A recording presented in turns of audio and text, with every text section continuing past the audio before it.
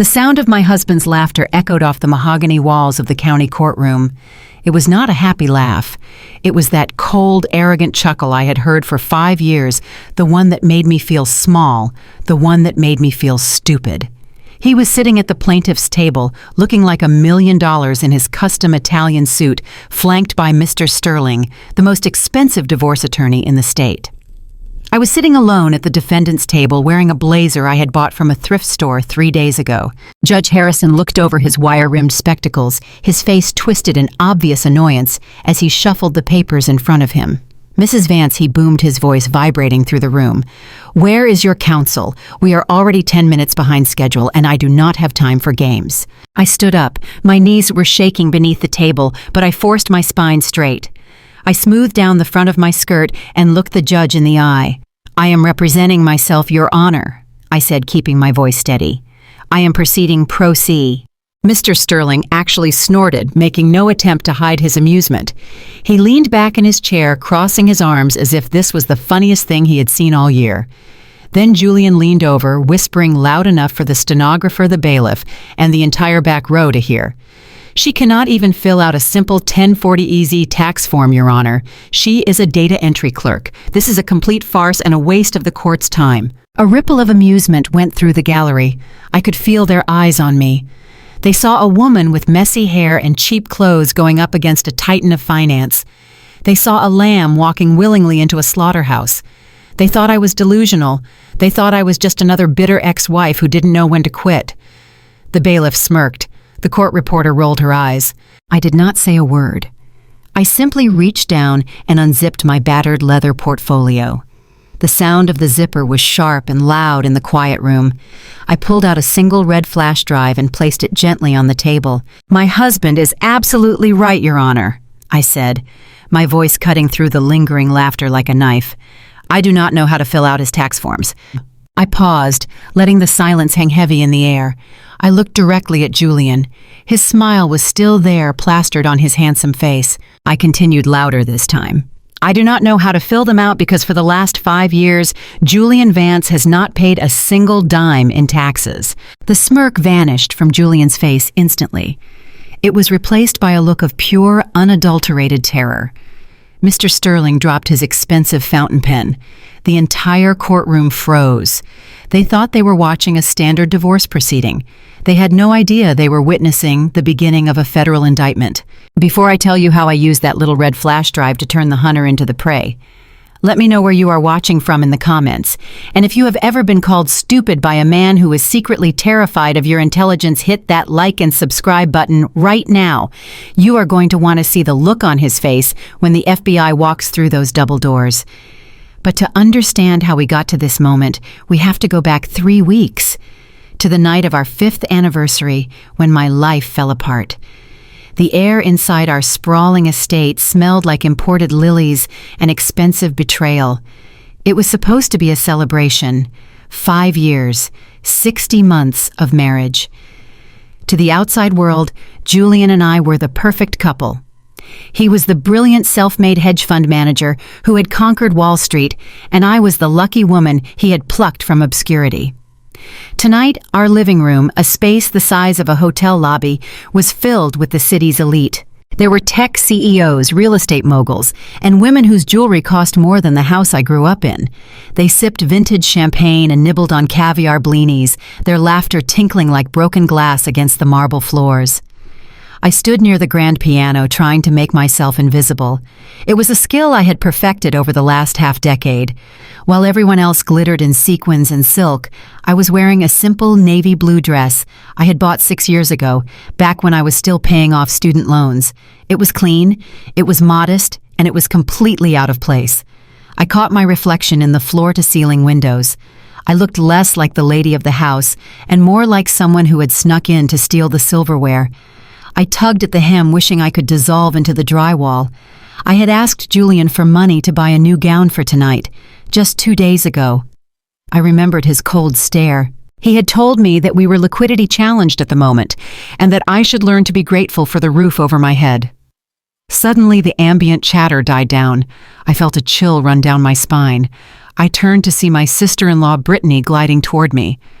Brittany was everything I was not. She was tall, blonde, and radiated the kind of malicious confidence that comes from never having heard the word no in your entire life. She was wearing a red designer gown that clung to her body, and on her finger sat a diamond that was likely bought with money Julian had funneled through her accounts. She was not alone. She was flanked by two of her friends' women who looked at me with the same mixture of pity and disgust one might reserve for a stray dog. Brittany stopped 3 feet away from me, swirling her wine glass. She looked me up and down, her eyes lingering on the fraying stitching of my sleeve. She let out a short, sharp laugh that echoed through the sudden silence of the room. "Oh my God, Keira," she said it loud enough for the mayor, who was standing 10 feet away, to hear. "Is that the same dress you wore to my birthday dinner 3 years ago?" The room went quiet. Conversation stopped mid-sentence. All eyes turned to us. My face burned. I tried to keep my voice steady. "It is a classic Brittany. I like to be sustainable." Brittany covered her mouth with a manicured hand, feigning shock. "Sustainable? Is that what we are calling it now? Honey, I saw a dress just like that at the Goodwill drop-off center last week. Did you have to fight a homeless person for it?" A ripple of laughter went through the crowd. I looked around, searching for Julian. He was my husband. He was supposed to protect me. He was standing by the fireplace holding a crystal tumbler of scotch. He was watching us. He was not angry at her. He was smiling. He walked over the crowd, parting for him like the Red Sea. I felt a flicker of hope. Maybe just for tonight, for our anniversary, he would defend me. He placed a hand on my shoulder. His grip was heavy, possessive, but devoid of any warmth. Now, Brittany Julian," said his voice smooth as velvet. "Be nice to Keira. You know she comes from a different background than we do." He looked down at me, his eyes dead cold. "Keira prefers to live simply. It is a poverty mindset. It is hard to break when you are uneducated in the ways of wealth." The hope in my chest shattered. He had not come to save me. He had come to twist the knife. The guests nodded in agreement, murmuring about how patient Julian was to deal with someone so beneath him. Brittany smirked, victorious. Julian clapped his hands, demanding attention. "But enough about fashion," he announced, stepping away from me to the center of the room. "It is time for the highlight of the evening. It is our 5th anniversary after all, and I have prepared a very special gift for my wife." My heart hammered against my ribs. A gift. Maybe I was wrong. Maybe this was all a test. Maybe he had bought me a car or a house for my mother, or maybe just a sincere apology. He reached into his jacket pocket and pulled out a thick, cream-colored envelope. It was sealed with wax. It looked important. It looked expensive. "For you, darling," he said, thrusting it into my hands. "Open it.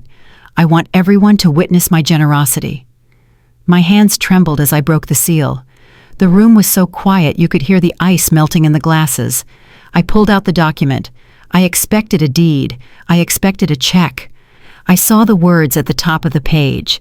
"Petition for dissolution of marriage." It was divorce papers. I froze. The letters swam before my eyes. I looked up at him, confused, my mouth opening but no sound coming out. Julian took a sip of his scotch and checked his watch. "You have exactly 1 hour to pack your personal effects, Keira.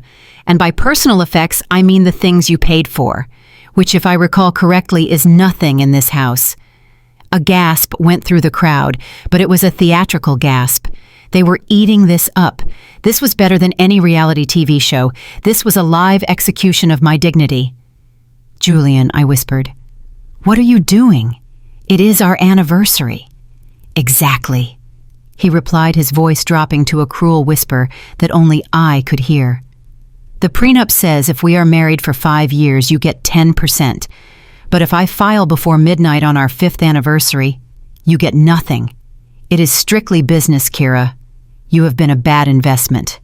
He turned back to the crowd, his smile returning. "And since we are clearing out the old to make room for the new, I would like to introduce the future Mrs. Vance." The front door opened. A woman walked in. It was Jessica, Brittany's best friend. The woman who had been smiling at me at church for 3 years. She was wheeling a Louis Vuitton suitcase. She walked right past me, her hip bumping into mine, almost knocking me over. She went straight to Julian and kissed him on the cheek.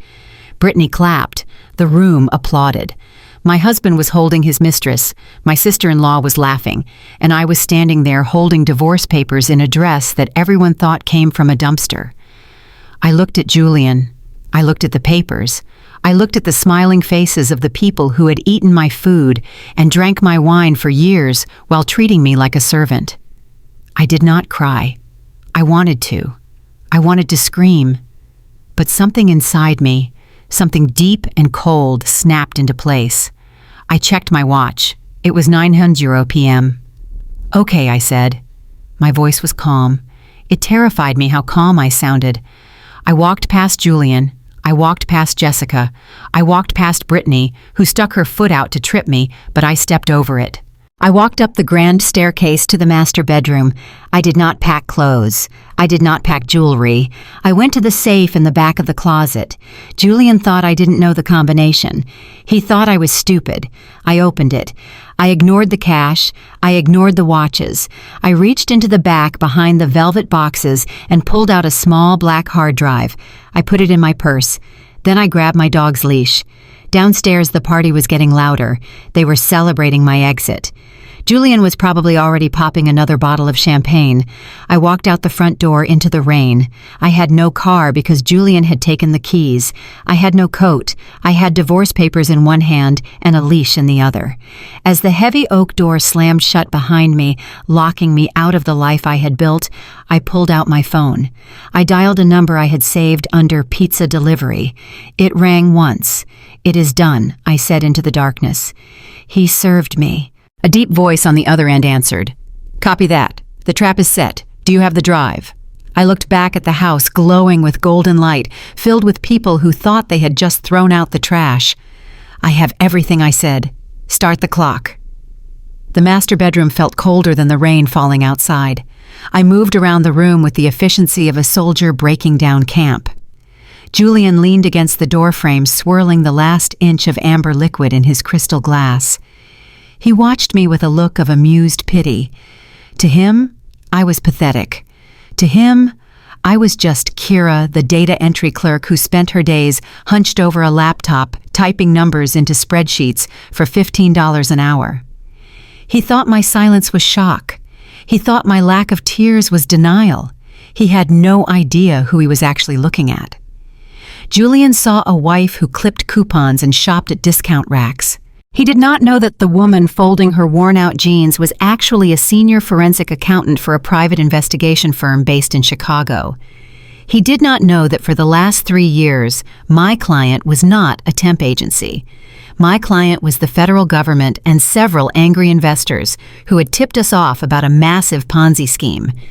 And the target of my investigation was the man standing in the doorway drinking scotch. Every night for 3 years, I sat next to him on the couch pretending to watch reality TV while I was actually mirroring his offshore accounts. Every time he called me stupid for not understanding his business, I was mentally cataloging another shell company he had created in the Cayman Islands to hide his assets. He thought I was playing solitaire. I was actually building a RICO case that was going to put him away for 20 years. I picked up the old black hard drive from the bed. It was heavy. It looked like a piece of junk from 10 years ago. Julian snorted when he saw it. "You are keeping that piece of trash," he asked, his voice dripping with condescension.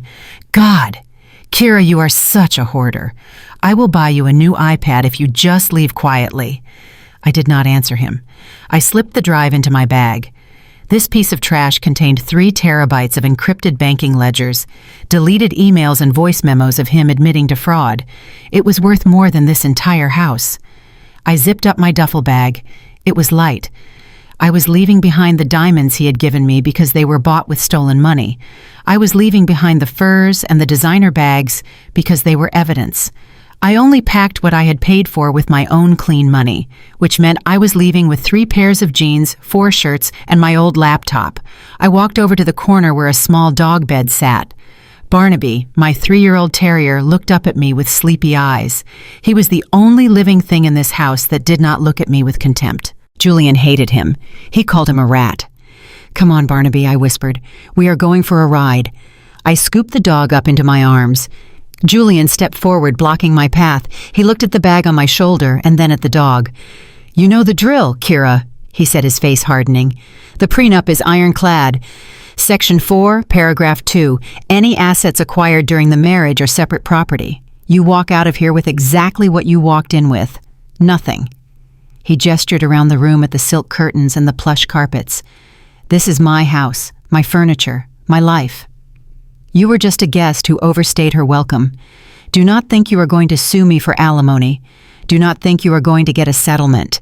My lawyers made sure you will be destitute. He was trying to hurt me. He wanted me to scream. He wanted me to beg him for a few $1,000s so he could feel benevolent and throw money at me like I was a stripper. He wanted the satisfaction of seeing me break." I looked him dead in the eye. For the first time in 5 years, I let the mask slip. I did not look at him with adoration or fear. I looked at him with the cold, calculated precision of an auditor looking at a balanced sheet. I adjusted the strap of my bag.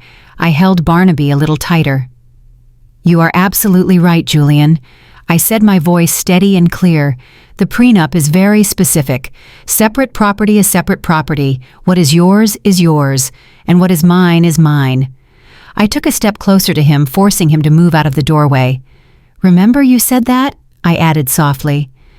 Julian frowned, slightly confused by my tone, but he recovered quickly. He laughed, a harsh barking sound. "I will remember it when I am vacationing in Saint-Tropez with Jessica and you are serving coffee at a diner. Now get out. You are muddying my floors." I walked past him. I walked down the long hallway lined with portraits of his ancestors who were probably rolling in their graves. I did not look back. I did not slam the door. I simply closed it. As I stepped out into the pouring rain, the cold water soaked through my thin shirt instantly. I had no car keys because the Mercedes was in his name. I had no umbrella. I had $40 in my pocket and a dog shivering against my chest. But as I walked down the long driveway toward the main gate, I smiled. It was a real, genuine smile. Julian thought he had stripped me of everything. He thought he had won. He did not know that by kicking me out tonight, he had just triggered the clause in his own insurance policy that allowed the investigation to close. He thought he was sending me to the poorhouse. In reality, he had just set me free to drop the hammer. I reached the security gate and punched in the code. My phone buzzed in my pocket. It was a text from the FBI contact I had been working with. Text message read, "Are you safe?" I typed back one word with wet, trembling fingers. Yes. I looked back at the mansion one last time, looming in the dark like a monster. "I will see you in court, Julian," I whispered to the rain. "And bring your checkbook. You are going to need it." The windows of my 2015 Honda Civic were fogged over with condensation when I woke up. My neck was stiff-bent at an awkward angle against the headrest, and my breath was visible in the chilly morning air. I was parked in the back lot of a 24-hour Walmart, sandwiched between a rusted pickup truck and a cart return station. To anyone walking by, I looked like a tragedy. I looked like a woman who had lost everything. I looked exactly like the broken, destitute ex-wife Julian wanted me to be. Barnaby was curled up in the passenger seat, wrapped in my spare sweater.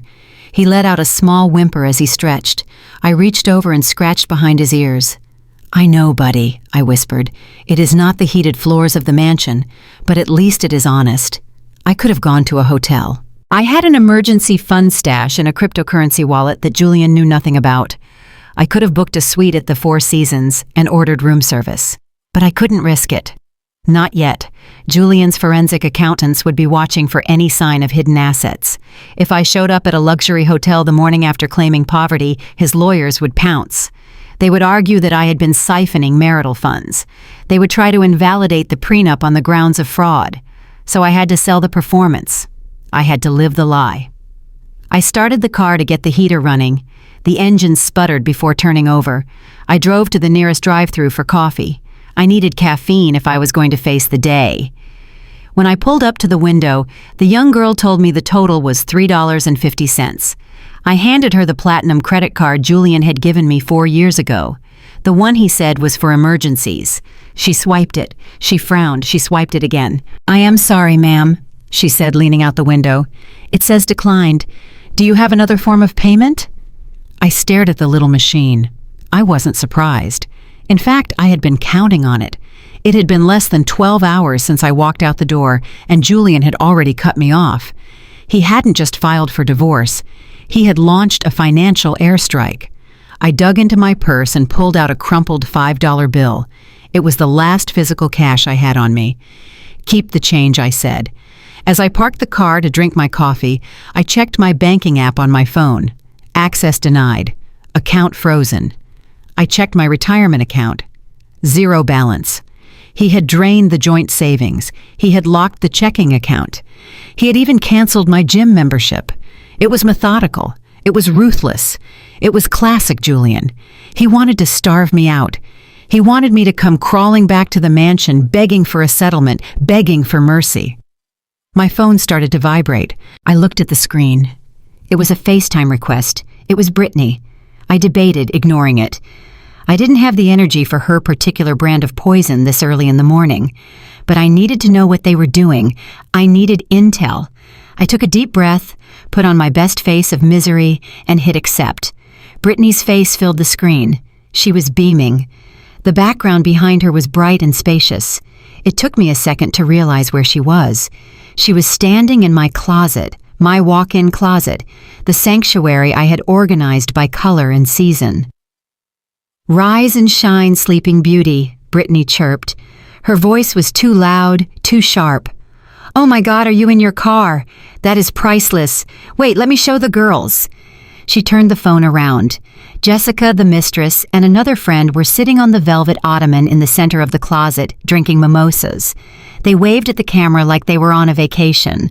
"We are just doing a little spring cleaning," Brittany said, turning the camera back to herself. "Since you are not coming back, Julian said we could clear out the trash. And wow, Keira, you really have some hideous taste." She reached for a hanger. It was my winter coat, the one I had saved up for 3 months to buy before I met Julian. It wasn't designer, but it was warm. "Trash," Brittany declared. She tossed it onto a pile on the floor. And this, she grabbed a silk blouse. "It looks like something a librarian would wear to a funeral." "Trash."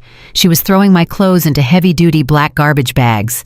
I watched as she mishandled my things, her long acrylic nails snagging on the fabric. "You can't just throw my things away, Brittany," I said, trying to sound desperate. "That is my property. Possession is 9/10 of the law, sweetie." She laughed. "And right now you possess a Honda Civic and a Mutt. We possess the mansion. Besides, Jessica needs the closet space. Her wardrobe is actually high-end." Jessica giggled in the background. "Oh, and Keira." Brittany moved closer to the camera, her eyes gleaming with malice. "We found your little journal, the one where you wrote about your dreams of opening a bakery one day." She held up the leather-bound notebook I had kept since college. We read it out loud over breakfast. It was hilarious. "You really thought you could be a business owner. You, the girl who can't even keep a husband." She tossed the notebook into the trash bag. "Julian says hello, by the way. He is meeting with the realtors right now. He is thinking of turning your home office into a cigar lounge. He says it needs to smell like success, not mediocrity." My grip on the phone tightened. My home office. That was where I had hidden the backup drives. But I'd cleared them out weeks ago. They would find nothing but dust and old receipts. "Enjoy the closet, Brittany," I said quietly. "Make sure you check the pockets. You never know what you might find." I hung up before she could respond. I tossed the phone onto the passenger seat. My hands were shaking not from fear, but from the adrenaline of pure unadulterated rage. They were erasing me. They were laughing while they did it. They thought I was broken. I closed my eyes and took a deep breath. "Count to 10, Keira. Just count to 10. 1, 2, 3. My phone rang again. I assumed it was Brittany calling back to twist the knife deeper. I grabbed the phone ready to snap.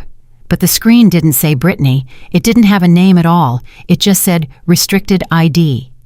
The air in the car seemed to change.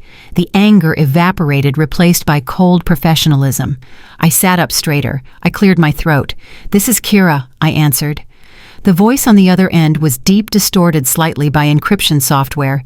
It was the director, my handler, the man who ran the private intelligence firm I had secretly worked for since before I met Julian. "Status report, Agent Vance," he said. I looked out the window at the Walmart parking lot. I saw a mother pushing a cart full of groceries, struggling with 2 kids. I saw the real world, a world Julian thought he was above. The subject has initiated the discard phase. I reported, my voice devoid of emotion. I have been removed from the primary residence.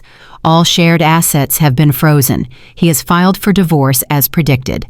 And the package, the director asked. Secure, I replied, patting the bag that held the hard drive.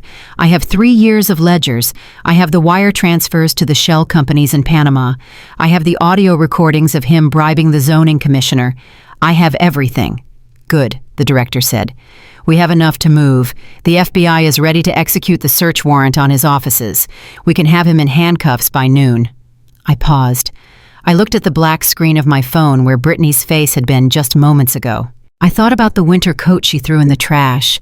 I thought about Julian laughing at my dress. I thought about the 5 years of subtle digs, of being treated like a pet, of being made to feel small so he could feel big. If the FBI arrested him today, he would go to jail. Yes, but he would go to jail as a rich man. He would hire the best defense team. He would spin the narrative. He would play the victim. And even if he was convicted, he would still have his ego. No, I said. There was a silence on the line. Clarify, the director said. Hold the FBI, I said.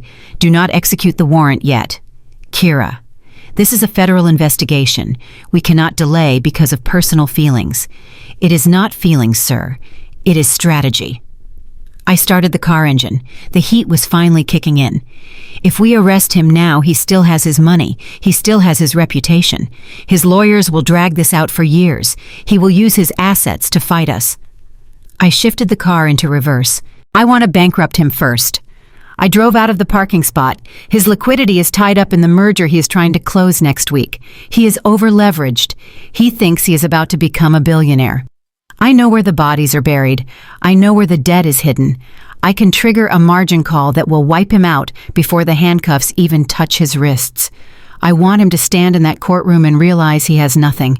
I want him to look at me, the wife he called stupid, the wife he threw away, and realize that I am the one who took it all. The director was silent for a long moment. Then I heard a sound I rarely heard, a low chuckle. Permission granted, he said. You have 48 hours until the indictment is unsealed. Make them count. I will, I said. I hung up the phone. I wasn't just a scorned wife living in her car anymore. I was the reaper, and I was coming for the harvest. Before I tell you how I walked into that courtroom and turned Julian's financial empire into dust with a single spreadsheet, I need you to do something for me. If you have ever wanted to see a bully get exactly what they deserve, hit that subscribe button right now. Because the next part of this story isn't just about revenge. It is about justice. And trust me, justice is a dish best served cold. It had been exactly 7 days since I began living out of my Honda Civic. My back ached constantly from sleeping in the reclined driver's seat, and my diet consisted entirely of drive-through items from the dollar menu. I was washing my face in the bathroom of a gas station when my phone pinged with an email notification. It was from Mr. Sterling. The subject line read, "Urgent demand for restitution regarding marital property." I wiped my face with a rough brown paper towel and opened the email. I expected a settlement offer. I expected maybe a threat about the dog. I did not expect an invoice. Attached to the email was a PDF document titled Damages and Depreciation. I zoomed in on the screen. My eyes widened. It was a bill. Julian was billing me. Item 1. Depreciation of master bedroom mattress due to overuse, $2,000. Item 2, scratches on hardwood flooring in hallway alleged to be caused by unauthorized canine, $4,000. Item 3, general wear and tear on imported Italian sofa, $6,000. Item 4, emotional distress caused to Mr. Vance due to sudden abandonment, $10,000. The list went on and on. He was charging me for the food I had eaten from the pantry. He was charging me for the electricity I had used to charge my laptop. The total at the bottom of the page was staggering, $50,000. Below the invoice was a letter from Sterling written in aggressive bold font. Ms. Vance, please find attached an itemized list of damages sustained by my client during the course of your cohabitation. You are hereby ordered to remit payment in full within 48 hours. Failure to comply will result in a civil lawsuit for destruction of property and vandalism. We will seek wage garnishment from any future employment you may secure." I stared at the phone. I actually laughed out loud in the dirty gas station bathroom. It was the audacity that got me. It was the sheer, unadulterated nerve. Julian had kicked me out of my own home, locked me out of our bank accounts, and now he wanted me to pay him for the privilege of having been his wife. He wanted to garnish wages I did not even have yet. He was not just greedy, he was trying to bury me. He knew I had no money. He knew I was homeless. This was not about recovering costs. This was about crushing my spirit. He wanted to ensure that I would be in debt to him forever, that I would never be able to afford a lawyer to fight him. I took a deep breath. This was it. This was the escalation I had been waiting for. I dialed Sterling's number. I let my voice tremble. I forced myself to sound small and terrified. "Mr. Sterling, this is Keira." "Ah, Ms. Vance." The lawyer's voice was smooth and predatory. "I assume you are calling to arrange a wire transfer?" "I can't," I stuttered. "I don't have $50,000. You know I don't. I am living in my car. Please, you can't sue me. I will be ruined." "That is hardly my problem," Sterling replied coldly. "However, Mr. Vance is a reasonable man. He is willing to meet with you to discuss a payment plan. If you are willing to sign an admission of liability." An admission of liability. They wanted me to sign a legal document stating that I had destroyed his property. They wanted to create a paper trail that would paint me as unstable and destructive. It was a trap. A clumsy, arrogant trap. "I will meet him," I whispered. "Just tell me where." An hour later, I drove to the Obsidian. It was an ultra-exclusive coffee house in the financial district, the kind of place where a latte cost $12 and the baristas looked like runway models. It was Julian's favorite spot. He liked it because it made him feel important. I walked in. I made sure not to fix my hair. I wore the same wrinkled shirt I had been wearing for 2 days. I wanted the contrast to be sharp. I wanted everyone to see the difference between the polished billionaire and his broken wife. Julian was sitting at a corner table near the window. He looked immaculate in a charcoal suit, his hair perfectly gelled. But he wasn't alone. My stomach turned. Brittany was there. She was sitting next to him sipping an iced matcha latte, scrolling through her phone. Of course she came. She wouldn't miss a chance to watch me beg. I walked over to the table. Julian didn't stand up. He didn't even look up from his iPad until I was standing right over him. "You're late," he said, checking his Rolex. "Traffic," I murmured, pulling out a chair. Brittany looked up. She wrinkled her nose as if she smelled something rotting. "God, Keira, you look terrible. Have you heard of a shower? Or is that too expensive for you now?" I sat down. I kept my hands on my lap, clutching my purse. Inside that purse, my phone was already recording. "Mr. Sterling said you wanted to discuss a payment plan," I said, keeping my eyes on the table. "Julian, look at this invoice. You are charging me for the mattress we slept on. You are charging me for the floor. This is insane. I don't have $50,000. Julian leaned back, crossing his legs. He smiled a benevolent shark-like smile. "It is called accountability, Keira. You lived a luxury lifestyle that you did not earn. You consumed my resources. You devalued my assets. Did you think marriage was a free ride?" He slid a document across the table. "It was a formal confession of debt. Sign this," he said. "Acknowledge that you owe me the money, and I will allow you to pay it off in installments. Say $500 a month for the next 10 years. It is very generous of me considering you vandalized my life." I looked at the paper. It wasn't just a debt acknowledgement. I scanned the fine print. It was a non-disclosure agreement. It was a waiver of all marital rights. If I signed this, I would be admitting to being abusive and destructive. I would be giving up any claim to the house or the accounts. "I can't sign this, Julian," I said, my voice rising slightly. "This is a lie. I didn't destroy anything." Brittany slammed her hand down on the table. The matcha latte in her cup rattled. "Just sign the paper, you leech," she hissed. "Julian has been nothing but nice to you. He took you out of the gutter, and this is how you repay him. By dragging this out, by embarrassing us. People in the cafe were starting to look. I saw a woman at the next table lower her magazine. This was good. I needed witnesses. I am not a leech, Brittany, I said, looking her in the eye. I was his wife. And I am not signing a lie. Julian's face darkened. The benevolent mask slipped. You have zero leverage here, Keira. You are homeless. You are broke. And if you walk out of here without signing that paper, I will have Sterling file the lawsuit by noon. You will never get a job again. I will make sure every employer in the state knows you are a property-destroying lunatic. He leaned in closer, his voice dropping to a menacing whisper. You are nothing without me. Just a data entry girl with a rescue dog. Sign the damn paper. I felt the anger rising in my chest, hot and sharp, but I pushed it down. I needed them to go further. I needed them to cross the line from negotiation to assault. No, I said firm and loud. I stood up to leave. Brittany stood up too. She was shaking with rage. In her world, people did what they were told. In her world, the poor did not say no to the rich. You ungrateful little brat, she shrieked. She grabbed the glass of ice water sitting on the table. Before I could move, she threw it. The water hit me full in the face. It was freezing cold. Ice cubes bounced off my cheek and clattered onto the floor. The water soaked my shirt, dripping down my front, making me shiver. The entire coffee shop gasped. The silence was instant and deafening. Brittany stood there, chest heaving, holding the empty glass. You are a gold digger, she screamed, pointing a finger at my wet face. A dirty, manipulative gold digger. Sign the paper or I will make your life a living hell. I stood there, water dripping from my nose and chin. I was humiliated. I was cold. I was shaking. But inside I was cheering. Because in the state where we lived, throwing a liquid on someone during a dispute wasn't just rude. It was Class B assault. And attempting to force someone to sign a legal document through intimidation was extortion.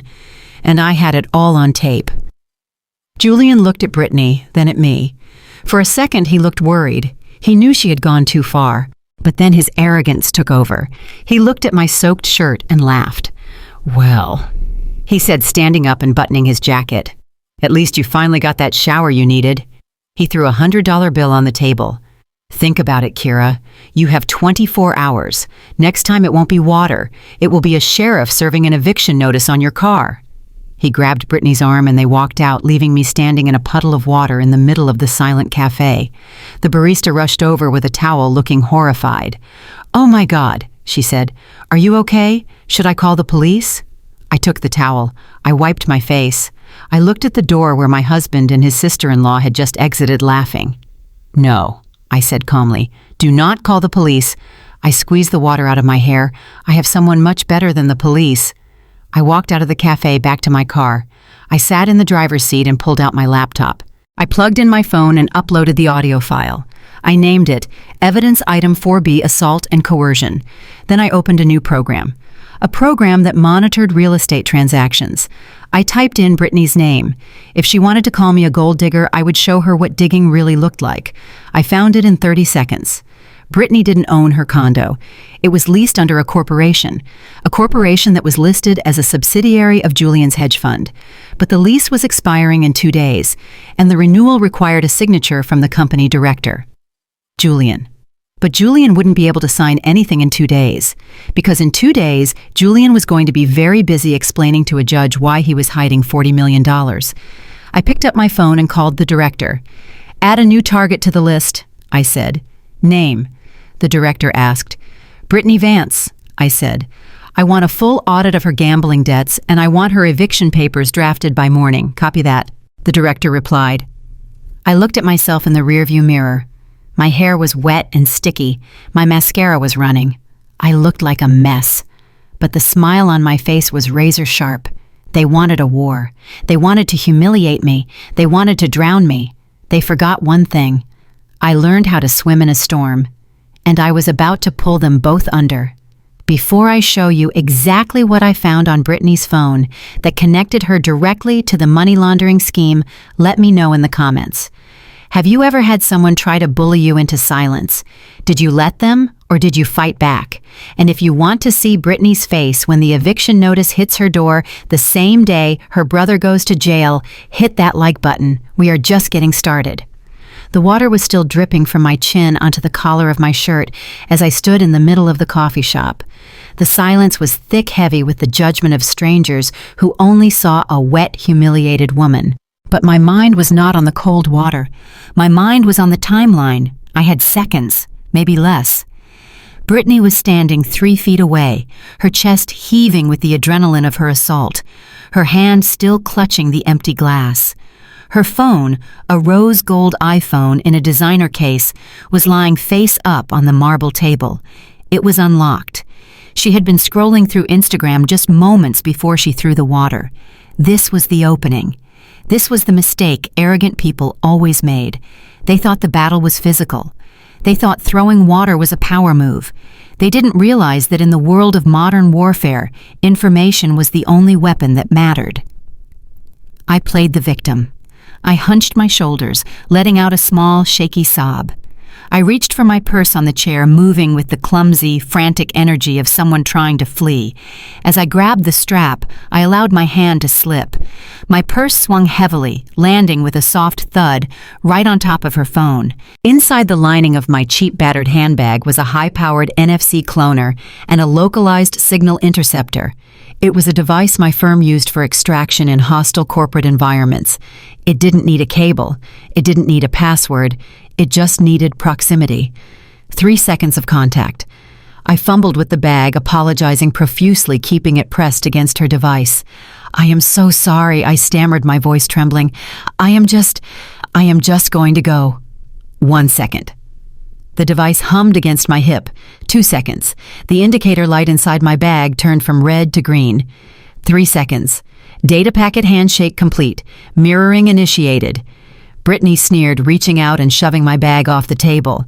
"Get your trash off my table," she spat, "and get out of here before I have security drag you out." I grabbed my bag, clutching it to my chest like a shield. I backed away, wiping the water from my eyes, looking every bit the defeated ex-wife. I walked out the door, the bell chiming cheerfully above my head. As soon as I turned the corner and was out of sight, I stopped slumping. I walked briskly to my car, my heart rate steady, my mind sharp. I didn't care about the water soaking my bra. I didn't care about the mascara running down my cheeks. I had her phone. Or rather, I had a perfect digital ghost of it. I drove back to the motel I had checked into an hour earlier. It was a seedy place on the outskirts of town, the kind of place that rented rooms by the hour and smelled of stale smoke and regret. It cost me the last $40 of my emergency cash, but I needed the secure Wi-Fi and a power outlet. The car was fine for sleeping, but for forensic data analysis, I needed a desk. I locked the door, threw the deadbolt, and sat down at the chipped laminate table. I pulled out my laptop and the black hard drive. I connected the interceptor device. The screen flickered to life. A progress bar appeared. Decryption in progress. I stripped off my wet clothes and wrapped myself in a thin motel towel. I poured a cup of instant coffee using the tap water. I watched the percentage climb. 98, 99, 100. Access granted. Suddenly, Brittany's digital life was spread out before me. Her contacts, her photos, her emails, her texts. It was all there. I started with the basics. I expected to find gossip. I expected to find nasty texts to Julian about me. And I did. There was a group chat titled The Winner's Circle with Julian and Jessica. I scrolled through it quickly. They were mocking my clothes. They were betting on how long it would take me to end up in a shelter. It was cruel, but it wasn't criminal. Being a terrible person is not a felony. I needed dirt. I needed leverage. I switched to her financial apps. Brittany always bragged about her job as a lifestyle consultant. She claimed she made 6 figures helping rich people pick out curtains and plan parties. But when I opened her banking app, the numbers didn't make sense. Her checking account had a balance of $12. Her credit cards were maxed out, limit reached, overdue notices. I frowned. This was the woman who just threw a $100 bill at me. The woman who drove a Range Rover. I dug deeper. I opened her browser history. It wasn't Pottery Barn. It wasn't fashion blogs. It was gambling. Page after page of online casinos, offshore poker sites, sports betting apps. I opened an app called Vegas Kings. It was logged in automatically. Total winnings, $2,000. Total losses, $140,000. My jaw dropped. Brittany wasn't just broke. She was a degenerate gambler. She was drowning. I started reading her texts again, filtering for keywords like money, debt, and please. The messages were frantic. To a contact named Sharky, "I need more time. My brother is moving funds next week. Please don't call the house." To Julian, "I did what you asked. The deposit is in. Can I get my fee early? The sharks are circling." I sat up straighter. The cold dampness of the room vanished. I was hot on the trail now. Fee what fee? I cross-referenced the dates of her fees from Julian with her bank deposits. Every time Julian transferred money to her, she immediately moved 80% of it to a shell company in the Bahamas and kept 20% for herself. She would then immediately lose that 20% on blackjack apps within 48 hours. I opened the Excel spreadsheet where I had mapped Julian's company structure. I had always wondered about a company called Blue Horizon Consulting. It appeared on his books as a vendor for interior design and event planning. He paid them massive amounts of money, supposedly for office renovations and party planning. I pulled up the corporate registration for Blue Horizon, officer name Brittany Vance. I laughed. It was a dark, humorless laugh. Brittany wasn't an interior designer. She was a mule. She was a nominee. Julian was using his sister-in-law's clean name to siphon money out of his hedge fund. He would write it off as a business expense, send it to her company. She would keep a cut to feed her gambling addiction, and then send the rest to his offshore accounts. It was classic money laundering, structuring, layering, integration. And because Brittany was an addict, she was the perfect pawn. She was desperate. She would sign anything, do anything, just to get her next fix. I looked at the screen at the smiling selfie of Brittany on her wallpaper. She looked so confident, so superior. She had called me a leech. She had called me a gold digger. Yet here she was stealing from investors, aiding in federal crimes, and losing it all on virtual cards, while I had been the one clipping coupons to save $5 on groceries. The hypocrisy was suffocating, but it was also useful. I found an email thread between Brittany and Julian from 3 months ago. Subject, the IRS letter. Julian wrote, "Do not worry about the audit notice. I have my guys handling it. Just sign the affidavit saying you provided the design services. If you don't, I will stop covering your losses and tell your husband about the credit cards." Brittany replied, "I signed it. Just send the cash. I'm down big on the Lakers game." I sat back in the creaky chair. This was it. This was the smoking gun. This wasn't just tax evasion. This was conspiracy. This was wire fraud. Brittany wasn't just a witness. She was a co-conspirator. And Julian was blackmailing her to keep her quiet. I took a sip of my cold coffee. I could turn this over to the FBI right now. They would raid her house tonight. She would go to prison. But that was too easy. That was too quick. Brittany had thrown water in my face. She had humiliated me in public. She had thrown my winter coat in the trash. I didn't just want her to go to jail. I wanted her to feel the panic I felt when I was evicted. I wanted her to feel the walls closing in. I looked at the date on her lease agreement, which I found in her documents folder. The condo she lived in, the one she bragged about, was leased by Blue Horizon Consulting. And the lease was up for renewal tomorrow. I opened a new window on my laptop. I logged into the landlord portal. I didn't need a password. I had Julian's master password keychain from the drive I took from the safe. I navigated to the property management section. Tenant Brittany Vance. Status pending renewal. I hovered my mouse over the Approve button. Then I moved it to the right. Terminate lease. I clicked it. A confirmation box popped up. Are you sure this will initiate an immediate notice to vacate? I thought about the water dripping down my face. I thought about her calling me trash. I clicked yes. Then I went a step further. I opened her gambling account on Vegas Kings. I couldn't withdraw money, but I could change the settings. I went to the responsible gaming section. I set a self-exclusion ban. Permanent, irreversible. The next time she tried to log in to chase her losses, she would be locked out forever. I was saving her from herself, really. She should thank me. I closed the laptop. The sun was starting to set outside the dirty window of the motel. I wasn't the victim anymore. I was the puppet master. Brittany thought she was playing a game with a poor, helpless woman. She didn't realize she had just sat down at a table with the dealer. Tomorrow, Julian would try to get me to sign his fraud papers. Tomorrow, Brittany would wake up to an eviction notice and a locked gambling account. And tomorrow, I would walk into that meeting not as a beggar, but as the owner of their destruction. Before I tell you how Julian reacted when I put the evidence of his sister's gambling addiction on the conference table right next to his settlement offer, let me know in the comments. Have you ever discovered a secret about someone who was judging you? Did you use it? And if you are ready to see the look on Brittany's face when her house of cards comes crashing down, hit that subscribe button. The best part is yet to come. The elevator ride up to the 45th floor of the Vance Capitol building took exactly 30 seconds. To anyone else, it was just a smooth ascent in a glass box overlooking the city skyline. To me, it felt like entering the belly of the beast.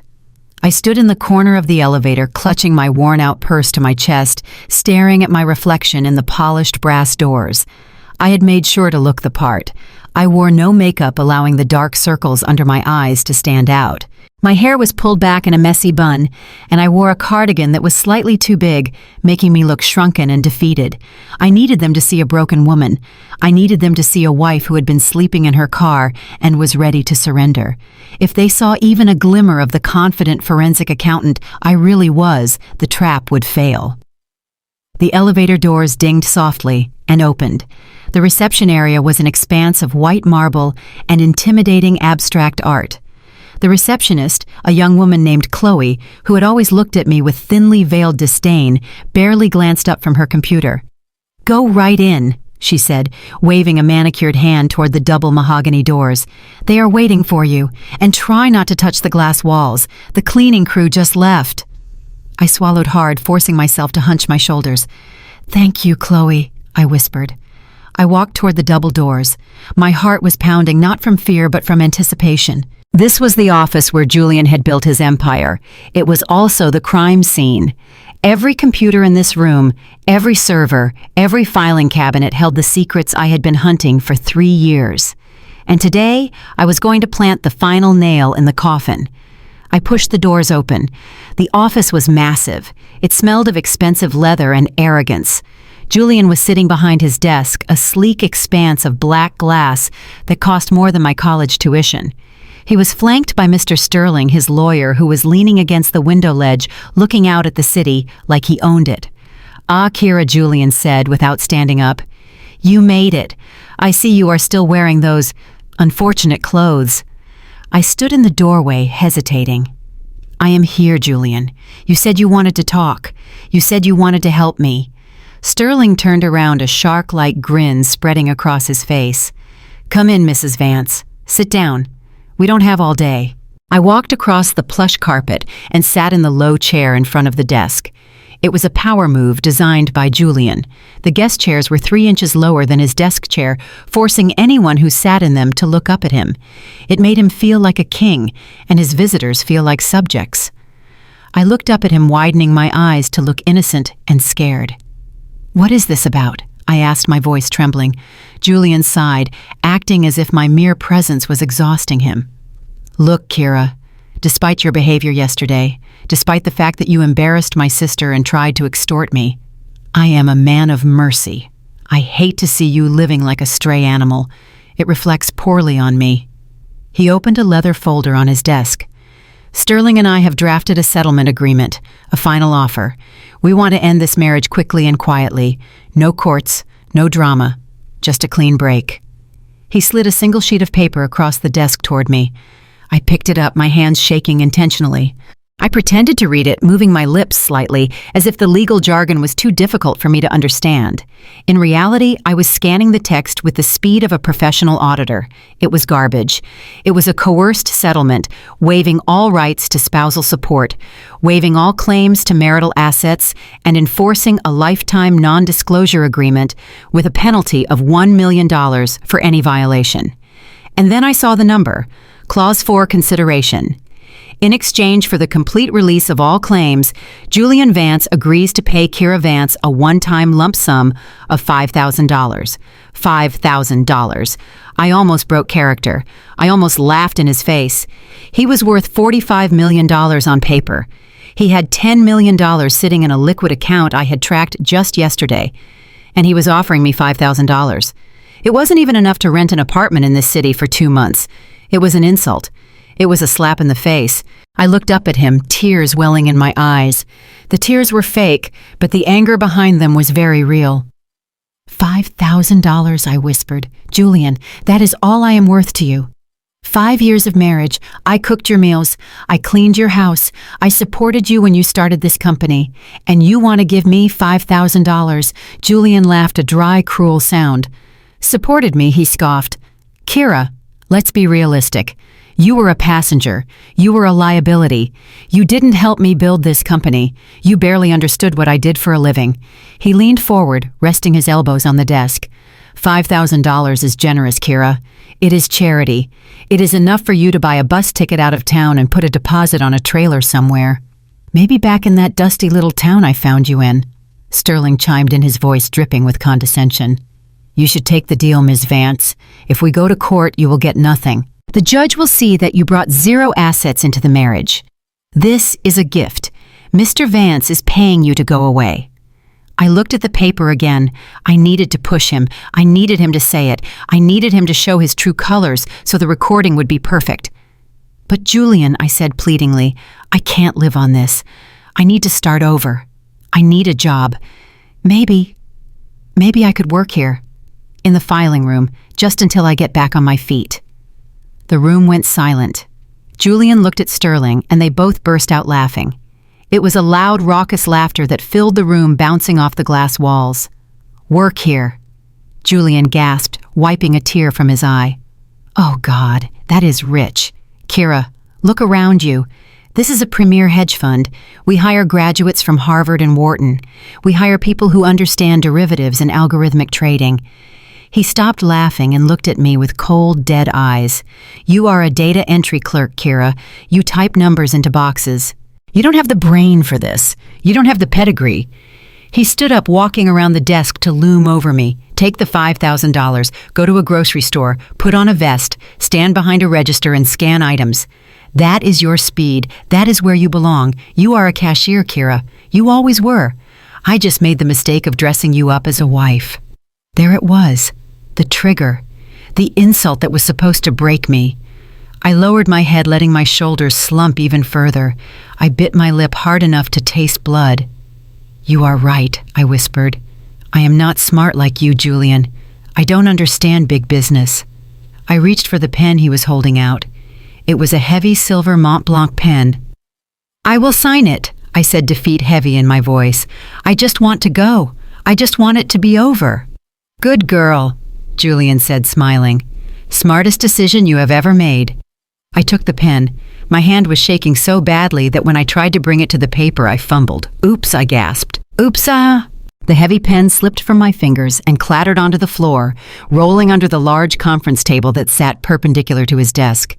I am so sorry, I cried. I am so clumsy. I scrambled off the chair, getting down on my hands and knees to retrieve it. Jesus Christ, Julian muttered. She is a disaster. Sterling sighed. Just let her get it. Let's get this over with. I crawled under the table. The thick mahogany provided a perfect shield. I spotted the pen lying near the table leg, but I didn't reach for it immediately. With my left hand, I reached into my cardigan pocket. I pulled out a device no larger than a dime. It was a military-grade listening bug with a 72-hour battery life and a direct cellular uplink. I peeled the adhesive backing off. I looked up at the underside of the table. I pressed the device firmly against the wood right in the center, where it would capture sound from the entire room. I held it there for 3 seconds, counting silently. 1, 2, 3. It was stuck. It was invisible. It was live. I grabbed the pen and crawled back out, breathless and flushed. "I got it," I said, dusting off my knees. "I am sorry." I sat back down. I didn't look at Julian. I looked at the paper. I signed my name. Keira Vance. The signature was shaky but legible. I pushed the paper back to him. "There," I said. "I signed it. When do I get the check?" Sterling snatched the paper, checking the signature. "We will mail it to you," he said dismissively. "Provide us with a forwarding address, ideally one that isn't a parking lot." "Now get out," Julian said, turning his back on me and walking toward the window. "I have real business to attend to." I stood up. I clutched my purse. "Goodbye, Julian," I said to his back. He didn't answer. He just waved his hand, shooing me away like a fly. I walked out of the office. I walked past Chloe, the receptionist, who didn't even look up. I walked into the elevator and pressed the button for the lobby. As the doors closed, cutting off the view of the Vance Capital sign, I let out a long, slow breath. I straightened my spine. I rolled my shoulders back. The scared, defeated woman vanished. The forensic accountant returned. I reached into my bag and pulled out a pair of noise-canceling headphones. I connected them to my phone and opened the surveillance app. Status online. Signal strength strong. I put the headphones over my ears as the elevator descended. I heard the door to Julian's office slam shut. I heard the sound of liquid being poured into a glass. Well, Sterling's voice came through crystal clear. That was easier than I thought. I actually thought she might put up a fight. I heard Julian laugh. "She is a doormat, Sterling. She always was. She thinks $5,000 is a lot of money. It is pathetic, really." I walked out of the elevator into the busy lobby. People were rushing around in suits, talking on phones, living their important lives. None of them looked at me. To them, I was just a woman in a baggy cardigan. I walked through the revolving doors and out onto the street. The sun was shining, but the air was crisp. I turned left, walking toward a park bench a block away. I sat down and adjusted the volume on my phone. So Julian's voice continued. "Now that the little nuisance is gone, let's talk about the real problem, the SEC audit." "Don't worry about the audit," Sterling said. "We have time." "No, we don't," Julian snapped. His voice was tight with stress. "My source says they are looking closely at the Cayman accounts, the funds in the Echo Shell Corporation." I froze. Echo Shell. That was the name of the primary shell company I had suspected but couldn't prove. He had just confirmed it. "What do you want to do?" Sterling asked. "Transfer it," Julian ordered. "All of it. Move the $10 million from the Echo Shell account to the new vault in Zurich. Do it today, right now, before the divorce filing hits the public record tomorrow." If Keira had hired a lawyer, they might have frozen it. But since she just signed that waiver, we are in the clear. I smiled. A cold, dangerous smile. They thought the waiver protected them. They thought the signature of a clumsy wife made them safe. They didn't know that a contract signed under duress and based on fraudulent financial disclosure was null and void. And more importantly, they didn't know that moving assets to hide them during a divorce proceeding was a federal felony. He was confessing. He was giving me the routing numbers. He was giving me the timeline. "I am doing it now," Sterling said, keying in the transfer. $10 million. Destination Zurich. Authorization code. Alpha Tango 99. I typed the code into my notes app. "Done," Sterling said. "The money is gone. Even if she realizes she was screwed, she will never find it." I took off my headphones. I looked at the towering glass building across the street. Julian was up there drinking scotch, thinking he had won, thinking he had outsmarted the cashier. I picked up my phone and dialed the director. He picked up on the first ring. "Did you get it?" he asked. "I got it all," I said. "He just authorized a wire transfer of $10 million to Zurich. I have the authorization code and the admission on tape." "Excellent," the director said. "The FBI is requesting the audio file." "Send it," I said. "But tell them to wait on the arrest." "Why, Keira? We have him." "Not yet," I said, standing up. "The hearing is tomorrow morning at 9. I want him to walk into that courtroom thinking he is a free man. I want him to stand before the judge and lie under oath. I want him to present that settlement agreement I just signed. I started walking toward the subway. When he lies to the judge, it is perjury. That adds another 5 years to his sentence. And when I reveal that I own the debt he is trying to hide, well, that is just entertainment. I hung up the phone. I had $5,000 promised to me in the mail. I had $10 million of evidence in my pocket. And I had a court date in less than 24 hours. Julian Vance wanted me to be a cashier. Fine, I would be a cashier. Tomorrow morning I was going to ring him up. And the price he was going to pay was everything he had. Before I take you inside that courtroom for the final showdown, let me know in the comments. Have you ever played dumb just to catch someone in a lie? How satisfying was it when you finally dropped the act? And if you are ready to see Julian's face when he realizes the cashier just canceled his entire life, hit that subscribe button. You do not want to miss the finale. The bailiff called the court to order, and the heavy oak doors clicked shut behind the last spectator. The air in the room was stale, recycling the tension of 1,000 broken promises and failed marriages that had come before us. I sat alone at the defendant table, my hands folded calmly on top of my battered leather portfolio. To my left, Julian sat with Mr. Sterling. They looked like a two-headed hydra of corporate greed. Their suits were identical shades of midnight blue, and their haircuts were sharp enough to draw blood. Judge Harrison took his seat on the bench. He was an older man with a face etched by years of listening to people lie to him. He looked at the docket, then at me, then at Julian. He adjusted his glasses and nodded at Sterling. "You may proceed, counselor." Sterling stood up. He buttoned his jacket with a flourish that screamed arrogance. He walked to the center of the room, not looking at me, but looking at the gallery behind me, where a few reporters and curious onlookers had gathered. Julian's PR team had done their job well. They had leaked that the divorce of the year was happening today. "Your Honor, Sterling," began, his voice booming with practiced gravitas. "We are here today to end a tragedy. Not a tragedy of death, but a tragedy of exploitation. My client, Mr. Julian Vance, is a pillar of this community. He is a man who pulled himself up by his bootstraps, a man who built Vance Capital from a garage startup into a premier financial institution that employs hundreds of people. He is a philanthropist, a visionary, a man of integrity." Sterling paused, walking over to place a hand on Julian's shoulder. Julian looked down at the table, managing to look both noble and heartbroken. It was a performance worthy of an Academy Award. And then Sterling continued, his voice dropping to a tone of disgust. "There is the respondent, Ms. Keira Vance." He pointed a finger at me without looking at me. "For 5 years, my client has supported this woman. He has given her a life of luxury that most people only dream of. He asked for nothing in return but partnership, but support. Instead, what did he get?" Sterling walked back to his table and picked up a thick stack of documents. "He got a parasite, Your Honor." The word hung in the air.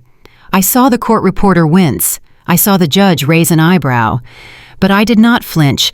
I kept my face blank, a perfect mask of indifference. Inside, however, I was recording every word. Every insult was another line in my mental ledger. Ms. Vance refused to work. Sterling continued pacing back and forth. Despite having a college degree, she spent her days at home claiming she was managing the household. In reality, she was managing nothing but her own leisure. She contributed $0 to the marital assets. Zero. While Mr. Vance worked 18-hour days, she slept until noon. While he built an empire, she built a collection of excuses. Sterling shook his head sadly.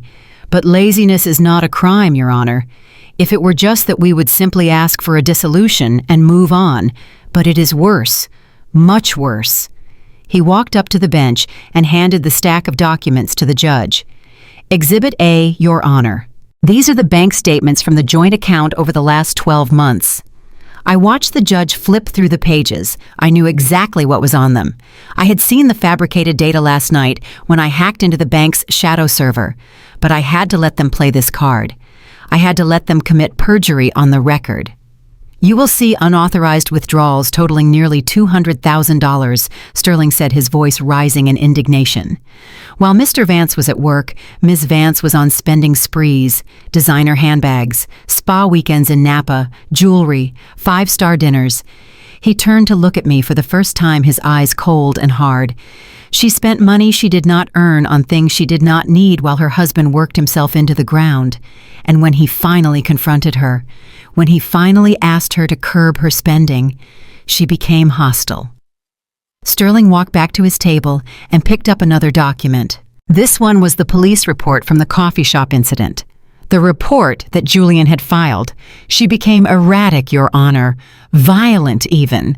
Just 2 days ago, she accosted Mr. Vance and his sister in a public cafe. She was screaming. She was incoherent. Witnesses say she appeared to be under the influence. She even threw water at Mr. Vance's sister in a fit of jealous rage. I almost smiled. The projection was incredible.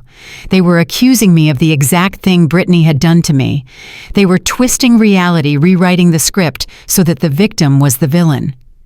We believe Sterling said, lowering his voice to a conspiratorial whisper, that Ms. Vance is suffering from severe mental instability. Her refusal to get a job, her erratic spending, her violent outbursts. It all points to a woman who needs professional help, not a divorce settlement. Julian nodded solemnly beside him. He looked up at the judge, his eyes wide and earnest. I just want her to get help.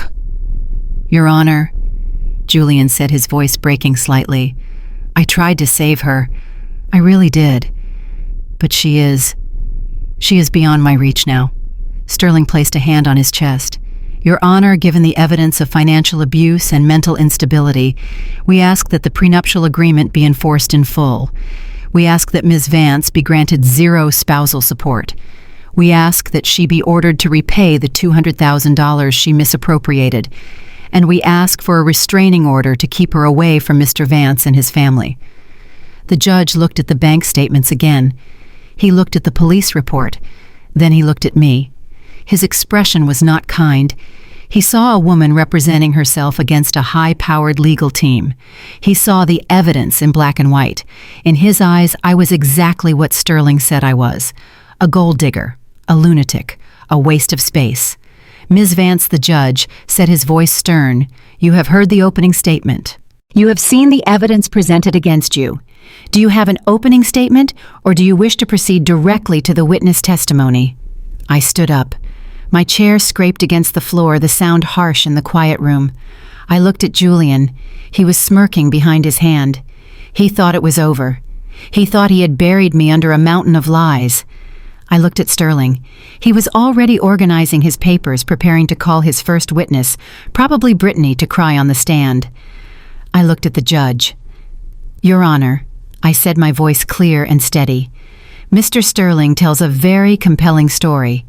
It is a story of a hard-working man and a lazy, ungrateful wife.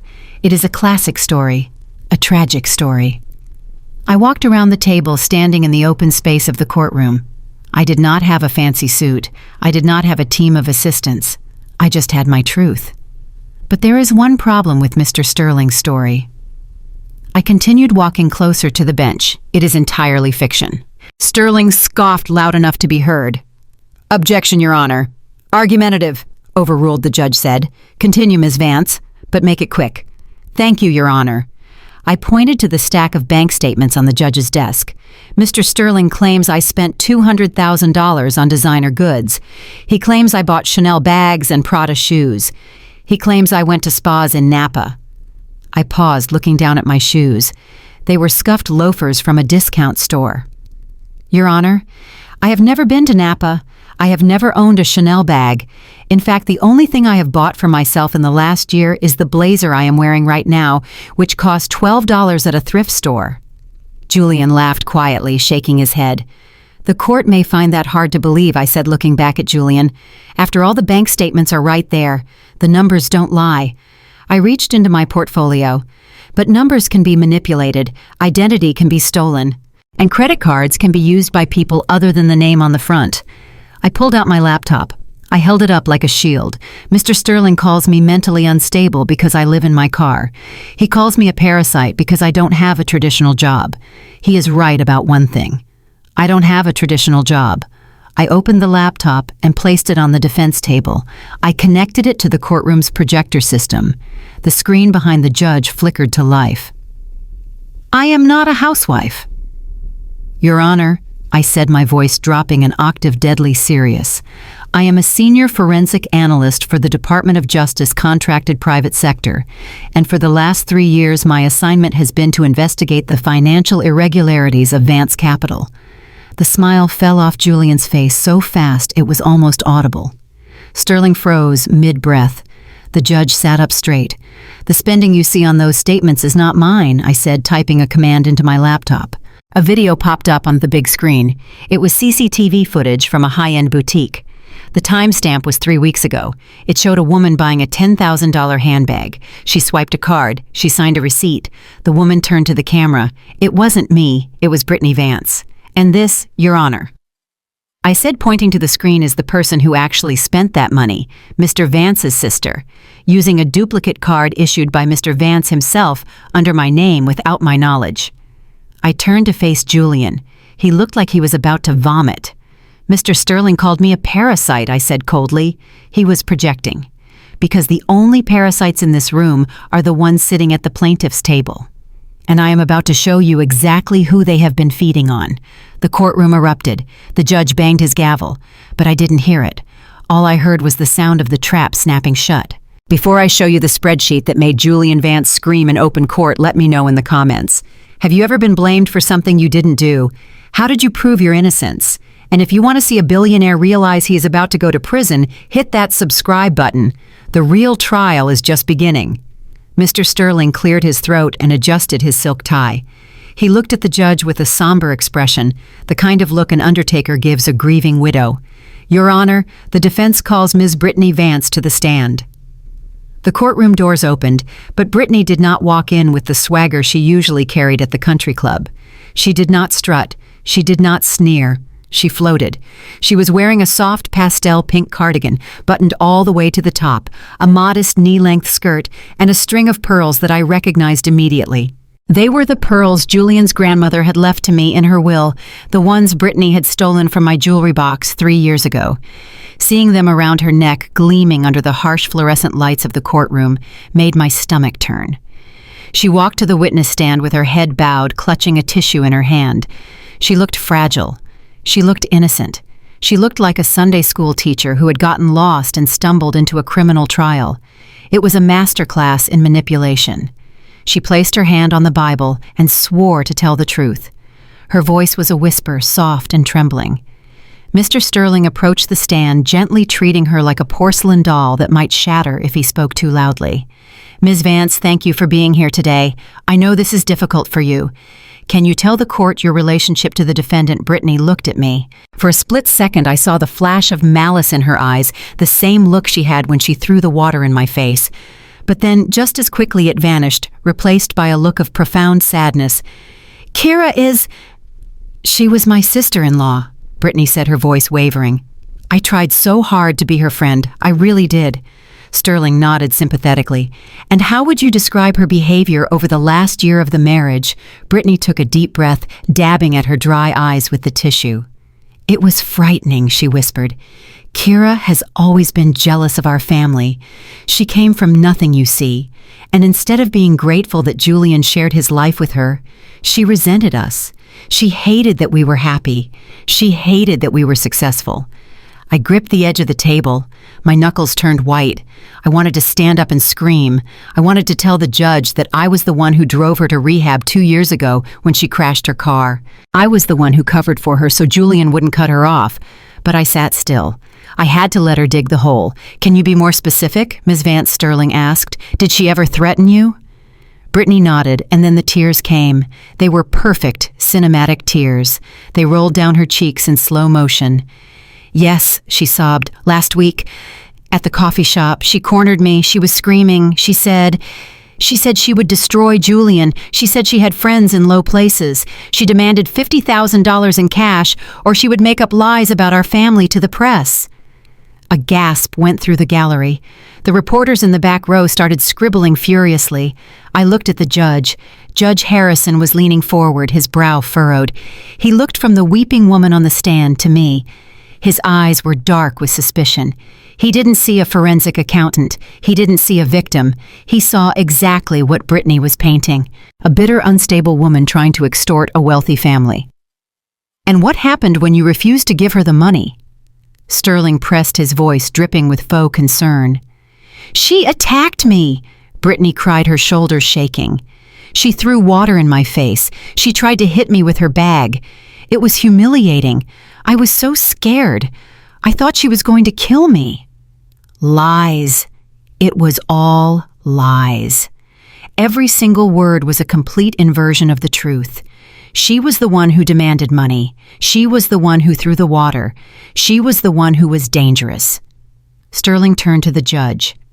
Your Honor, this testimony confirms the police report filed by Mr. Vance. The defendant is not just a financial liability. She is a physical threat. She is driven by envy and greed. Julian was sitting at the plaintiff's table. He wasn't looking at Brittany. He was looking at me. And he was smiling. It wasn't a big smile. It was small, tight, and triumphant. It was the smile of a man who knows he has rigged the game. He gave me a tiny nod as if to say, I told you. You are nothing. The atmosphere in the room shifted. It became heavy, suffocating. I could feel the judgment of everyone in the room pressing down on me. The court reporter looked at me with disgust. The bailiff moved a step closer to my table, his hand resting near his belt, as if he expected me to lunge at the witness. I felt small. For a moment, just a fleeting moment, I felt the old doubt creeping in. The doubt they had planted in my head for 5 years. Maybe I can't win this. Maybe they are too powerful. Maybe I should have just taken the $5,000 and disappeared. Sterling wasn't done. Ms. Vance, he continued, is it true that the defendant had access to your brother's home office? Yes, Brittany sniffled. And did you ever see her taking things, documents, files? Brittany nodded vigorously. Yes, all the time. She was always snooping. She would steal papers from his desk. She said she was building a file on him. She sounded paranoid, like a conspiracy theorist. Sterling turned to the audience, spreading his arms wide. Paranoid, jealous, violent. This is the woman who stands before you, Your Honor. A woman who bit the hand that fed her. He turned back to Brittany. One last question. Do you feel safe with Keira Vance walking free on the streets? No, Brittany whispered, her voice barely audible. I am terrified. I lock my doors every night. I am afraid she is going to come back and finish what she started. Sterling let out a long, heavy sigh. No further questions, Your Honor. The courtroom was silent. The only sound was Brittany's soft sniffling. She wiped her eyes and looked at the judge with wide, pleading eyes. It was a performance that deserved a standing ovation. Judge Harrison took off his glasses and rubbed the bridge of his nose. He looked tired. He looked angry. Vance, the judge said, addressing me. His voice was cold, sharp. Do you wish to cross-examine the witness, or given the severity of these accusations, would you prefer to consult with a court-appointed attorney? I am inclined to grant a recess if you need to seek counsel. You are in very deep water, young lady. The way he said young lady was patronizing. It was dismissive. He had already made up his mind. He believed the tears. He believed the suit. He believed the pearls. I looked around the room. The whispers in the gallery were getting louder. She looks crazy, a woman in the back whispered. Imagine attacking your own sister-in-law. Another man muttered. Gold digger, someone coughed. They were all against me. The narrative had been set. In their eyes, I was the villain. I was the crazy ex-wife. I was the problem. Julian leaned over to Sterling and whispered something. Sterling chuckled. They were celebrating. They thought the game was over. They thought Brittany's performance was the checkmate. I looked at Brittany. She was still on the stand, dabbing her eyes, but under the tissue I saw her checking her manicure. She wasn't scared. She was bored. She was thinking about her next poker game. She was thinking about how she was going to spend the money Julian promised her for this testimony. I felt a cold rage settle in my chest. It wasn't the hot, frantic anger I had felt in the coffee shop. It was something different. It was ice. It was the calm of a sniper adjusting their scope. They wanted me to be crazy, fine. I would show them crazy. They wanted me to be paranoid. I would show them what happens when paranoia is actually preparation. I stood up slowly. I smoothed down the front of my thrift store blazer. I picked up my laptop. I did not look at the gallery. I did not look at Julian. I looked straight at Brittany. Yes, Your Honor, I said. My voice did not shake. My hands did not tremble. I would love to cross-examine the witness. Judge Harrison leaned back, crossing his arms. Proceed. But watch your tone, Ms. Vance. I will not tolerate any harassment of the victim in my courtroom. The victim. He called her the victim. I walked out from behind the defense table. I walked toward the witness stand. I stopped 5 feet away from Brittany. She looked up at me. For the first time, the fear in her eyes was real. Not because she thought I would hit her, but because she saw the look on my face. She saw the forensic accountant. She saw the woman who knew exactly how much she had lost on online slots last Tuesday at 3:00 a.m. "Hello, Brittany," I said softly. She didn't answer. She just clutched her tissue harder. "You testified that I am jealous of your family," I began. "That I am jealous of your wealth, your success." "Yes," she squeaked. "And you testified that I threatened to destroy Julian's reputation if I didn't get $50,000. "Yes." "And you testified that you are terrified of me, that you lock your doors at night because you are afraid I will come for you." "Yes," she said, tears flowing again. "I am so scared." I nodded. I turned to the judge. "Your Honor, the witness claims she is afraid of me. She claims I am destitute and desperate. She claims I am a threat to her financial security." I walked back to my table and picked up a single sheet of paper. It wasn't a bank statement. It wasn't a police report. It was a printout of an email. "Then can you explain, Brittany, why you sent me this email 3 days ago?" I held the paper up. Sterling jumped up. "Objection. Surprise evidence. Overruled," the judge barked. He was curious now. "What is that document, Ms. Vance?" I handed it to the bailiff to give to the judge. "It is an email from Brittany Vance's personal account sent to my email address on the night I was evicted." I turned back to Brittany. "Read it, Brittany," I said. "Or would you like me to read it for the court?" Brittany stared at the paper in the judge's hand. She went pale. She knew exactly what it was. It wasn't a threat. It was a plea. She didn't speak. "I will read it," I said. Subject: "Please help me. Body Keira. I know Julian kicked you out. I know he's being a jerk. But you have to help me. He won't give me my cut of the Echo Shell transfer until next week. I owe Sharky 20 grand by Friday. If I don't pay, they are going to break my legs. You know where Julian keeps the emergency cash in the floor safe. Please tell me the code. I will split it with you. I am begging you. Do not tell Julian." The courtroom went deadly silent. The air was sucked out of the room. Sterling sank back into his chair. Julian's smile vanished instantly. I looked at the judge. This terrified victim wasn't locking her doors because she was afraid of me. "Your Honor, she was locking her doors because she owes $20,000 to a loan shark, and she wasn't afraid I would hurt her. She was asking me to help her rob her own brother." Brittany started shaking. This time, it wasn't acting. "That's a lie," she shrieked. "You faked that. You hacked my email." I smiled. "I didn't hack anything, Brittany. You sent it from your iPhone, the same iPhone you are holding right now." I pointed to the phone in her hand. "And if the court would like to verify the metadata, I have the digital signature right here." I looked at Julian. He looked like he had been slapped. "But that is not the only thing on your phone, is it, Brittany?" I took a step closer. "Let's talk about the water. You said I threw water on you." "Yes, you did. You are crazy." I turned to the projection screen. "Exhibit B, Your Honor." I clicked a button on my remote. The screen changed. It wasn't a spreadsheet. It was a video. It was the security footage from the Obsidian coffee shop. It showed me sitting calmly at the table. It showed Brittany standing up, screaming. It showed Brittany grabbing the glass. It showed Brittany throwing the water in my face. And it showed me sitting there dripping wet while she laughed. The video played on a loop. Brittany throwing the water, Brittany laughing, Brittany throwing the water, Brittany laughing. The crowd in the gallery gasped. This time the whispers were different. "She lied," someone said. "Oh my God, look at her face," another whispered. I paused the video on the frame where Brittany's face was twisted in a snarl of pure hatred. I looked at the judge. "Your Honor, does that look like a woman who is terrified, or does that look like a woman who thinks she is untouchable?" Judge Harrison looked at the screen.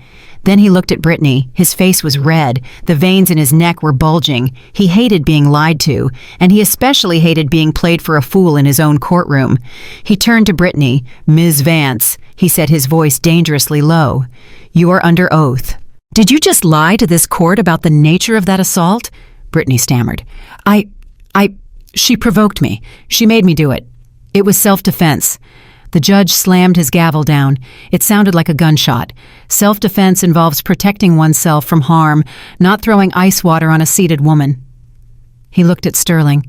"Counselor, you better have a very good explanation for why your star witness just committed perjury in the first 5 minutes of her testimony." Sterling stood up, sweating. "Your Honor, I had no knowledge of this video." "Sit down," the judge roared. He turned back to me. "Ms. Vance, continue. And you have my full attention." I nodded.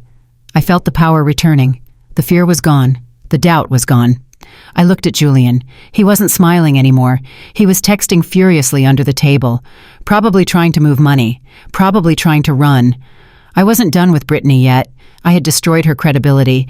Now I was going to destroy her life. "I have one more question for the witness, Your Honor," I said. "Proceed."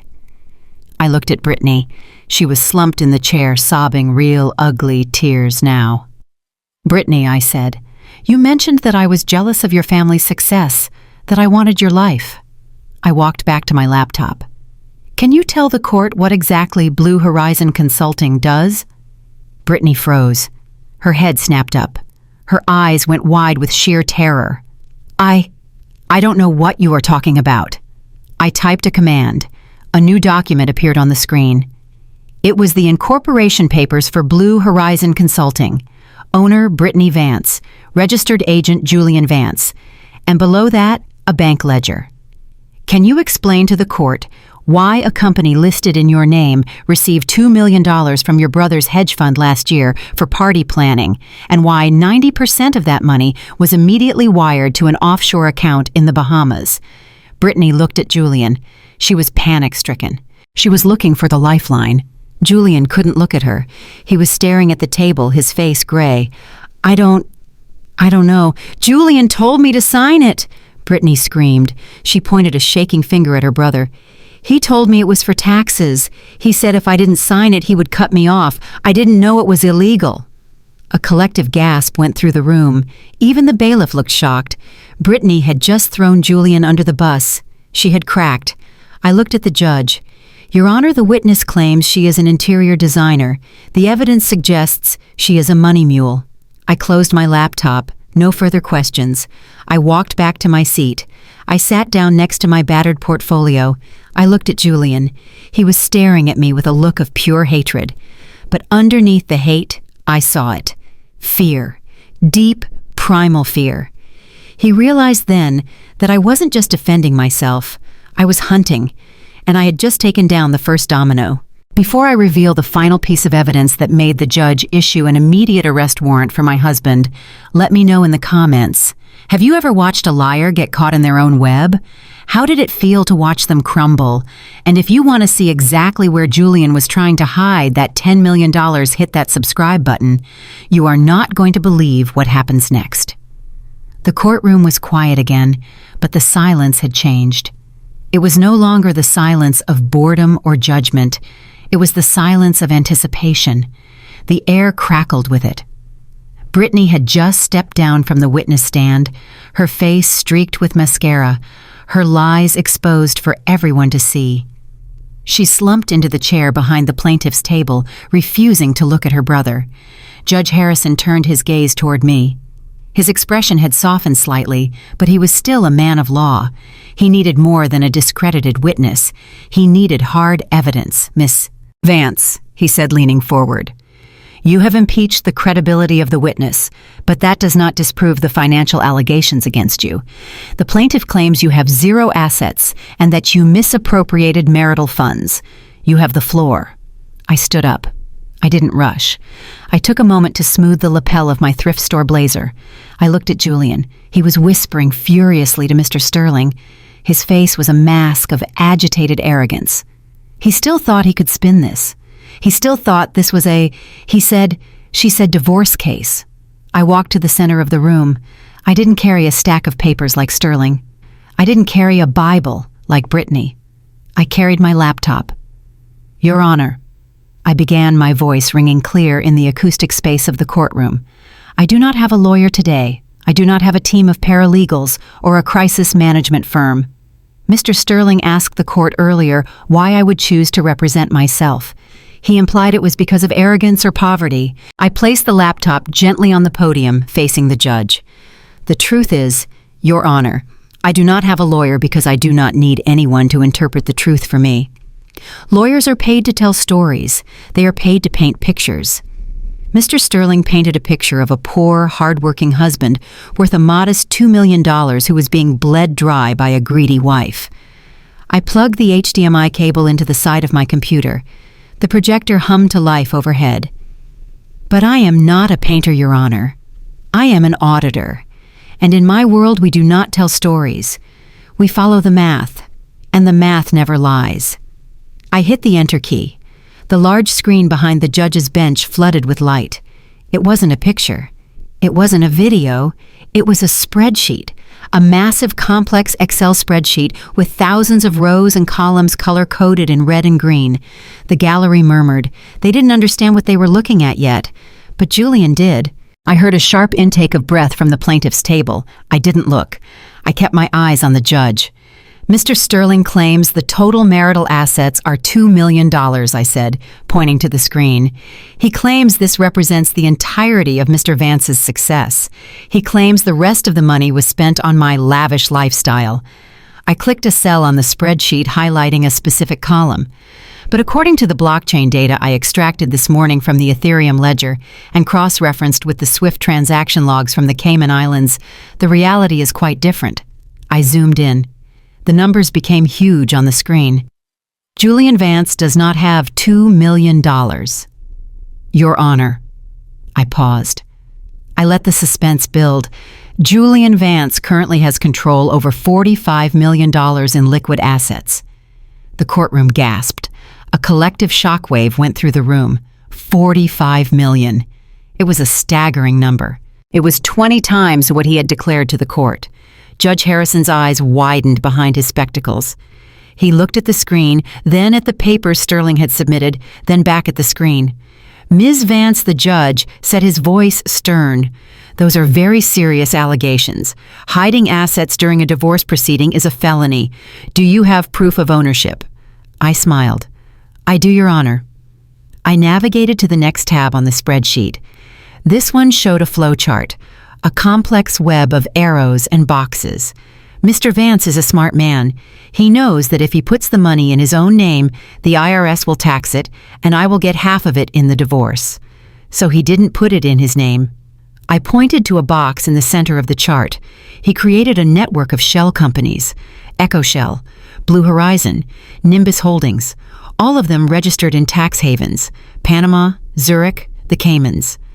I traced the line on the screen with my laser pointer, but a shell company needs a director. It needs a human being to sign the papers, a human being who is trustworthy, or perhaps a human being who is easily manipulated. I moved the laser pointer to the name at the bottom of the chart, the name that owned all the shell companies. The owner of record for this $45 million fortune is not Julian Vance. I turned to look at the plaintiff's table. It is Ms. Brittany Vance. All eyes in the courtroom swung to Brittany. She was sitting frozen in her chair. Her face had gone completely white. She looked like she had stopped breathing. She stared at the screen, seeing her name attached to millions of dollars she had never touched, millions of dollars that were now evidence of a massive federal crime. I continued, my voice relentless. Brittany Vance is listed as the sole proprietor of these accounts. However, as we established during her testimony, Ms. Vance has a gambling addiction and is currently in debt to loan sharks. It is highly unlikely that she generated $45 million in capital while playing online poker. I turned back to the judge. She is a straw man, Your Honor. A mule. Julian Vance uses her identity to hide his wealth. He moves the money into her name, keeps the accounts locked, and gives her a small allowance to keep her quiet. He is not just hiding money from me. He is hiding it from the government. He is hiding it from his investors. This was it. The explosion. Julian stood up so fast his heavy oak chair toppled over backward, crashing onto the floor with a deafening bang. "Objection!" he screamed. His face was purple with rage. The cool, collected billionaire was gone. In his place was a desperate, cornered animal. "This is illegal. She hacked my computer. That data is stolen." Sterling jumped up, trying to grab Julian's arm, trying to silence him, but Julian shook him off. "She is a criminal," Julian shouted, pointing a shaking finger at me. "She broke into my private servers. You have to arrest her. That is confidential proprietary information." The courtroom erupted into chaos. The reporters were on their feet, shouting questions. The bailiff started moving toward Julian. Judge Harrison was banging his gavel so hard I thought the handle would snap. "Order," the judge bellowed. "Order in this court, Mr. Vance, sit down, or I will hold you in contempt." But I didn't sit down. I stood my ground amidst the noise. I looked at Julian, who was panting heavily, his chest heaving, his eyes wild. He had just made a fatal mistake. By accusing me of hacking his servers, he had implicitly admitted that the data was real. He hadn't said it was fake. He said it was stolen. I waited for the noise to die down. I waited until the judge had regained control. "Mr. Vance," the judge said, his voice trembling with suppressed anger, "did you just admit that these servers exist?" Julian froze. He realized what he had done. He looked at Sterling, who had his face buried in his hands. I, Julian stammered. "I meant, she violated my privacy." I stepped forward. I spoke into the microphone, my voice calm and cutting. "Your Honor, regarding the accusation of hacking." I looked directly at Julian. I wanted him to feel this. I wanted him to feel the burn of his own arrogance. "I did not hack your computer, Julian. I did not use a brute force algorithm. I did not write a line of malicious code." I turned to the gallery, addressing the room. "Mr. Vance calls himself a financial genius. He claims I am too stupid to understand his business. Yet this genius protected his $45 million illegal empire with a password so simple a child could guess it." I turned back to the judge. "I simply logged in, Your Honor, because the password for every single one of his encrypted accounts was the same." I paused for effect. "Brittany 1990, capital B, exclamation point." A few people in the gallery laughed. It started as a giggle, then spread. It was the laughter of disbelief, the laughter of absurdity. "I didn't hack you, Julian," I said, my voice dripping with disdain. "You gave me the keys. You used your sister's birthday because you were too arrogant to think anyone would ever look. You were so busy calling me stupid that you forgot to be smart. You are not a victim of cybercrime. You are a victim of your own laziness." Julian sank back into his chair. He looked defeated. He looked small. Judge Harrison looked at the screen again. The numbers were still there, glowing in red and green. The truth was undeniable. "Ms. Vance," the judge said, "this data, it shows the flow of funds in real time." "Yes, Your Honor," I said. "In fact, if you look at the bottom row, you will see a transaction that was initiated yesterday. A transfer of $10 million from the EchoShell account to a new account in Zurich." I pointed to the timestamp. "This transfer was authorized at 4:00 p.m. yesterday, 2 hours after Mr. Vance tried to force me to sign a settlement agreement for $5,000. I looked at Sterling. Mr. Sterling was present when this transfer was authorized. In fact, I have reason to believe he facilitated it. Sterling's head snapped up. He looked terrified. He knew that facilitating the hiding of assets was a disparable offense. I object, Sterling squeaked. "This is speculation." I pressed a key on my laptop. An audio file opened. "It is not speculation." "Your Honor," I said. I hit play. The sound of Julian's voice filled the courtroom. It was the recording from yesterday, the one I had captured with the bug under the table. "Transfer it. All of it. Move the $10 million from the EchoShell account to the new vault in Zurich. Do it today. Right now." Then Sterling's voice. "I am doing it now. Keying in the transfer. Authorization code. Alpha Tango 99. The audio ended. The silence in the courtroom was absolute. It was the silence of a grave. Sterling looked like he was going to pass out. He loosened his tie, gasping for air. Julian stared at the table as if wishing he could dissolve into the wood. Judge Harrison stared at the plaintiff's table. His face was a mask of cold fury. He had been lied to. His court had been used as a tool for fraud, and he had almost been an accomplice to a crime. He looked at me. There was a new respect in his eyes. "Ms. Vance," he said quietly, "turn that recording over to the bailiff immediately." I unplugged my laptop. I pulled out the flash drive containing the audio file and the spreadsheet. I walked over and placed it on the judge's bench. "Evidence submitted, Your Honor," I said. I walked back to my table and sat down. I watched Julian. He wasn't looking at me anymore. He was looking at the door. He was calculating. He was wondering if he could run. But it was too late. I saw the bailiff whispering into his radio. I saw the two officers at the back of the room move forward, blocking the exit. Julian Vance had walked into this room thinking he was the king.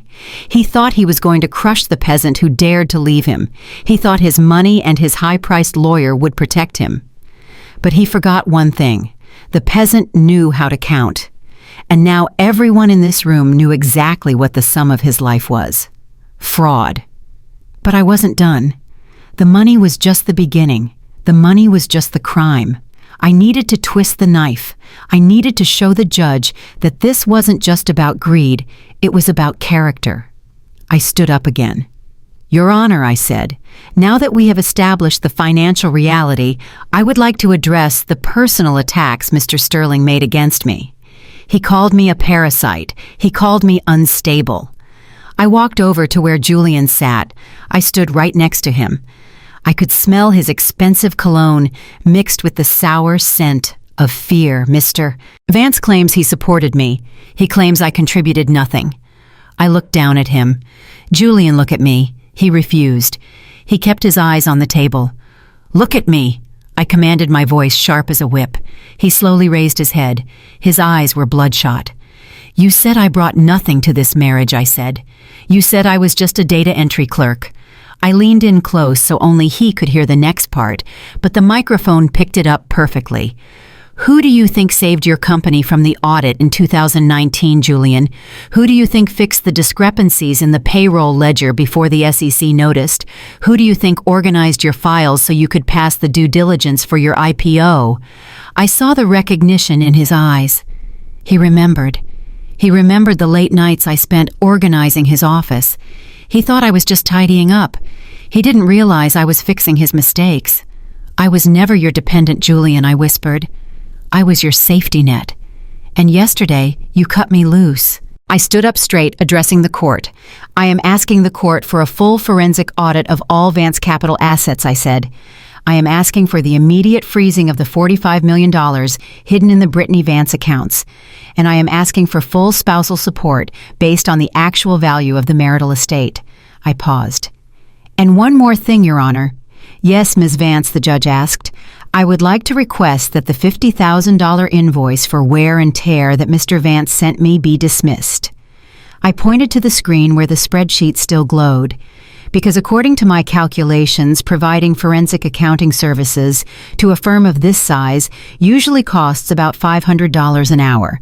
Given that I have been doing it for free for 5 years, I smiled a cold, victorious smile. "I think he actually owes me a back pay of about $2 million. So we can call the invoice settled." A ripple of laughter went through the courtroom.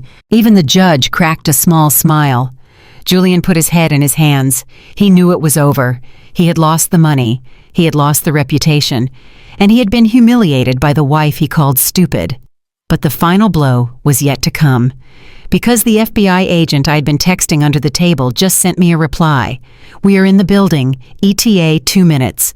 Before I tell you exactly what Julian screamed when the handcuffs clicked around his wrists, let me know in the comments. Have you ever let someone underestimate you just so you could watch them fall harder? And if you are ready to see the most satisfying arrest in history, hit that like button. Justice is about to be served, and it is wearing a thrift store blazer." The echo of my husband's voice faded from the courtroom speakers, but the words seemed to hang in the air like toxic smoke. The recording was over. The silence that followed was heavy and suffocating. Everyone in the room had heard it. They had heard Julian Vance, the philanthropist, the genius, the golden boy of Wall Street, call his wife a doormat. They had heard him order the illegal transfer of $10 million, and they had heard his lawyer, Mr. Sterling, punch in the authorization code. I stood at the defense table watching them. I didn't smile. I didn't cheer. I simply closed my laptop with a soft click. The sound was small, but in that dead silence it sounded like a gunshot. Julian was staring at the speakers, his mouth slightly open. His face was a study in absolute horror. He looked like a man who had been walking on a high wire and just realized the safety net had been cut. Mr. Sterling was worse. He was pale. He was sweating so profusely that his silk collar was turning dark. He knew exactly what that recording meant. It wasn't just a lost case. It was the end of his career. It was disbarment. It was potential prison time for aiding and abetting money laundering. Judge Harrison slowly lowered his head. He took off his glasses and cleaned them deliberately with a white cloth. His movements were slow and controlled, which made them terrifying. When he put the glasses back on, his eyes were like flint. "Mr. Vance," the judge said. His voice was dangerously quiet. Julian jumped. He stood up, knocking his chair back again. "Your Honor, that is a fake?" Julian stammered, his voice pitching up into hysteria. "It is a deep fake. She used AI to generate my voice. I never said that. That conversation never happened." "Sit down," Judge Harrison roared. The sheer volume of his voice made the gallery jump. "I am not a fool, Mr. Vance." The judge continued, his voice shaking with anger. "That recording contained specific authorization codes. Codes that match the timestamp of a wire transfer on the blockchain ledger Ms. Vance just presented. Unless you are suggesting that your wife is a wizard who can conjure $10 million out of thin air, I suggest you stop insulting my intelligence." The judge turned his gaze to the court reporter. "Let the record show that the court accepts the audio evidence as authentic. Let the record show that the plaintiff, Julian Vance, has attempted to defraud this court and conceal marital assets." He picked up his gavel. He didn't bang it yet. He held it suspended in the air like the sword of Damocles. "I am issuing a temporary restraining order on all assets held by Julian Vance Brittany, Vance Capital, and any subsidiary entities including Echo Shell and Blue Horizon." He looked at the bailiff. "Contact the Department of Treasury immediately. I want every account associated with these names frozen within the hour. No money moves, no property is sold. If Mr. Vance tries to buy a pack of gum, I want the transaction declined." Julian gripped the edge of the table. "You can't do that," he screamed. "I have investors, I have payroll. You will bankrupt the company." "That is not my concern," the judge snapped. "My concern is justice. And right now, you look less like a CEO and more like a fugitive." The judge then turned his eyes to Mr. Sterling. "And as for you, counselor..." Sterling flinched. He looked like a trapped animal. "I am forwarding this recording and the transcript of today's proceedings to the State Bar Association.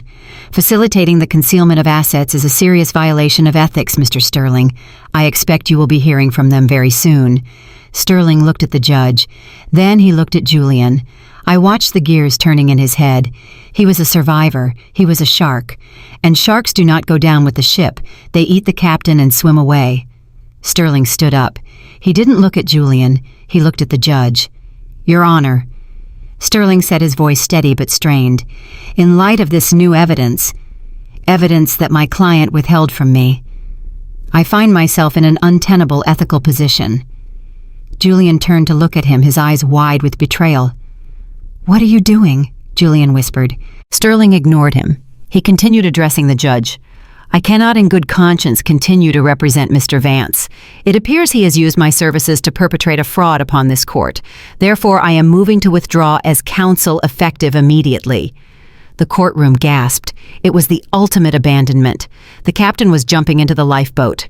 Judge Harrison nodded. "Motion granted. You are dismissed, Mr. Sterling." Sterling didn't waste a second. He started packing his briefcase. He threw his papers in haphazardly. He didn't care about organization anymore. He just wanted out. Julian grabbed his arm. His grip was desperate, clawing at the expensive fabric of Sterling's suit. "You can't leave me," Julian hissed, his voice cracking.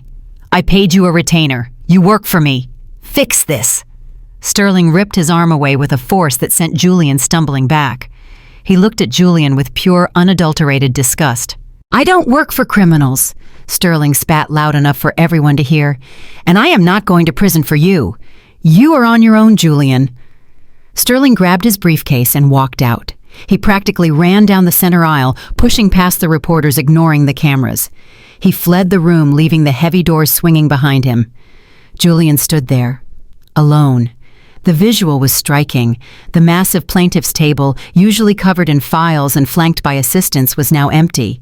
Just one man standing in the wreckage of his own arrogance. He looked small. He looked confused. He looked at the empty chair where his lawyer had been. He looked at the gallery where the audience was staring at him with a mixture of pity and revulsion. Then he looked at me. Our eyes locked across the courtroom.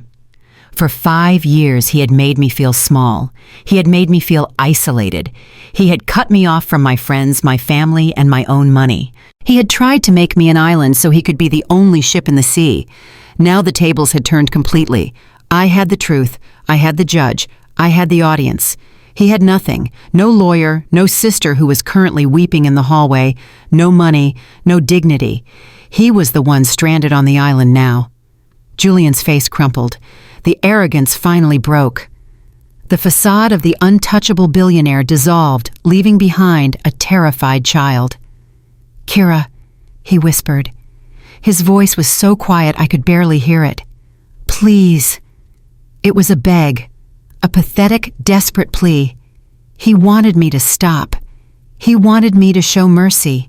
He wanted the wife who used to fix his mistakes to fix this one too. I looked at him. I remembered the night he threw my clothes in the trash. I remembered him laughing when the water hit my face. I remembered him calling me a cashier. I didn't feel sorry for him. I felt a cold, clinical satisfaction. The numbers had balanced. The ledger was correcting itself. I turned to the judge. "Your Honor," I said, my voice calm. "The plaintiff is now unrepresented. However, given the severity of the crimes admitted to in that recording, I believe there is a significant flight risk." Julian's head snapped toward me. "Keira?" "No," he shouted. "Mr. Vance has a private jet." "Your Honor," I continued, ignoring him, "and as we heard, he has $10 million waiting for him in Zurich. If he walks out of this courtroom, he will be in Switzerland by dinner time." Judge Harrison nodded grimly. He had come to the same conclusion. "I agree, Ms. Vance." The judge looked at the bailiff. "Officer, please take Mr. Vance into custody." "Custody," Julian shrieked. "You are arresting me? This is a civil trial. You can't arrest me in a divorce hearing." "This is no longer just a divorce hearing, Mr. Vance," the judge said, his voice hard as steel. "You have confessed to wire fraud and perjury in my courtroom. You are being held in contempt, and I am referring this matter to the federal prosecutor immediately."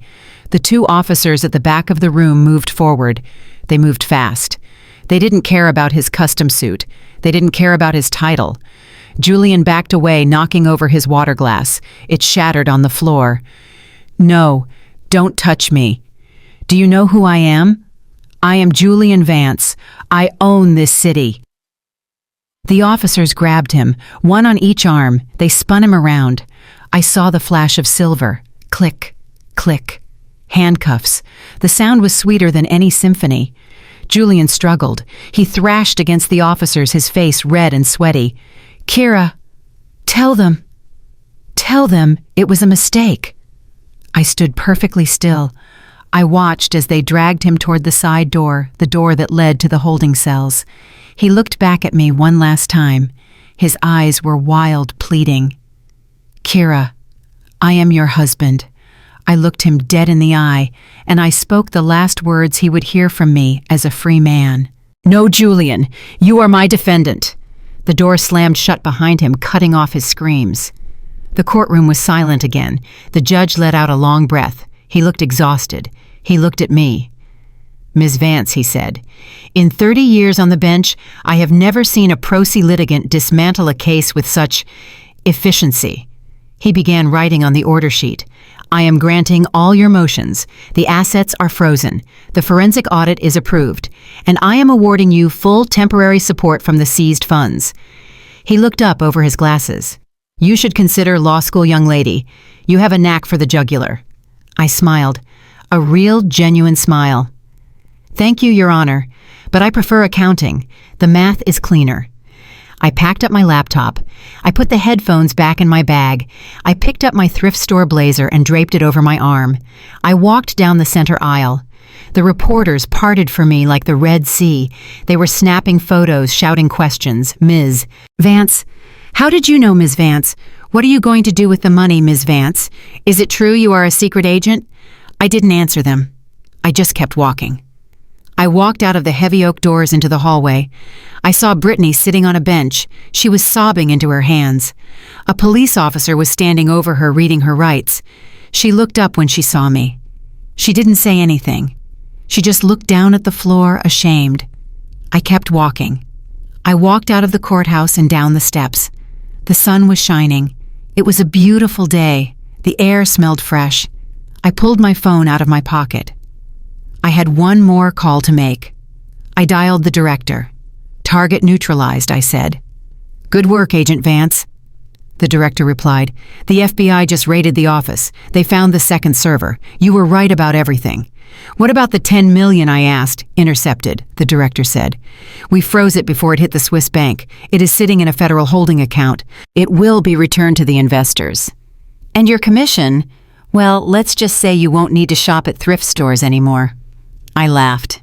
It felt good to laugh. "I think I will keep the blazer," I said. "It is my lucky charm." I hung up. I walked toward my Honda Civic. It was still old. It still had a dent in the bumper.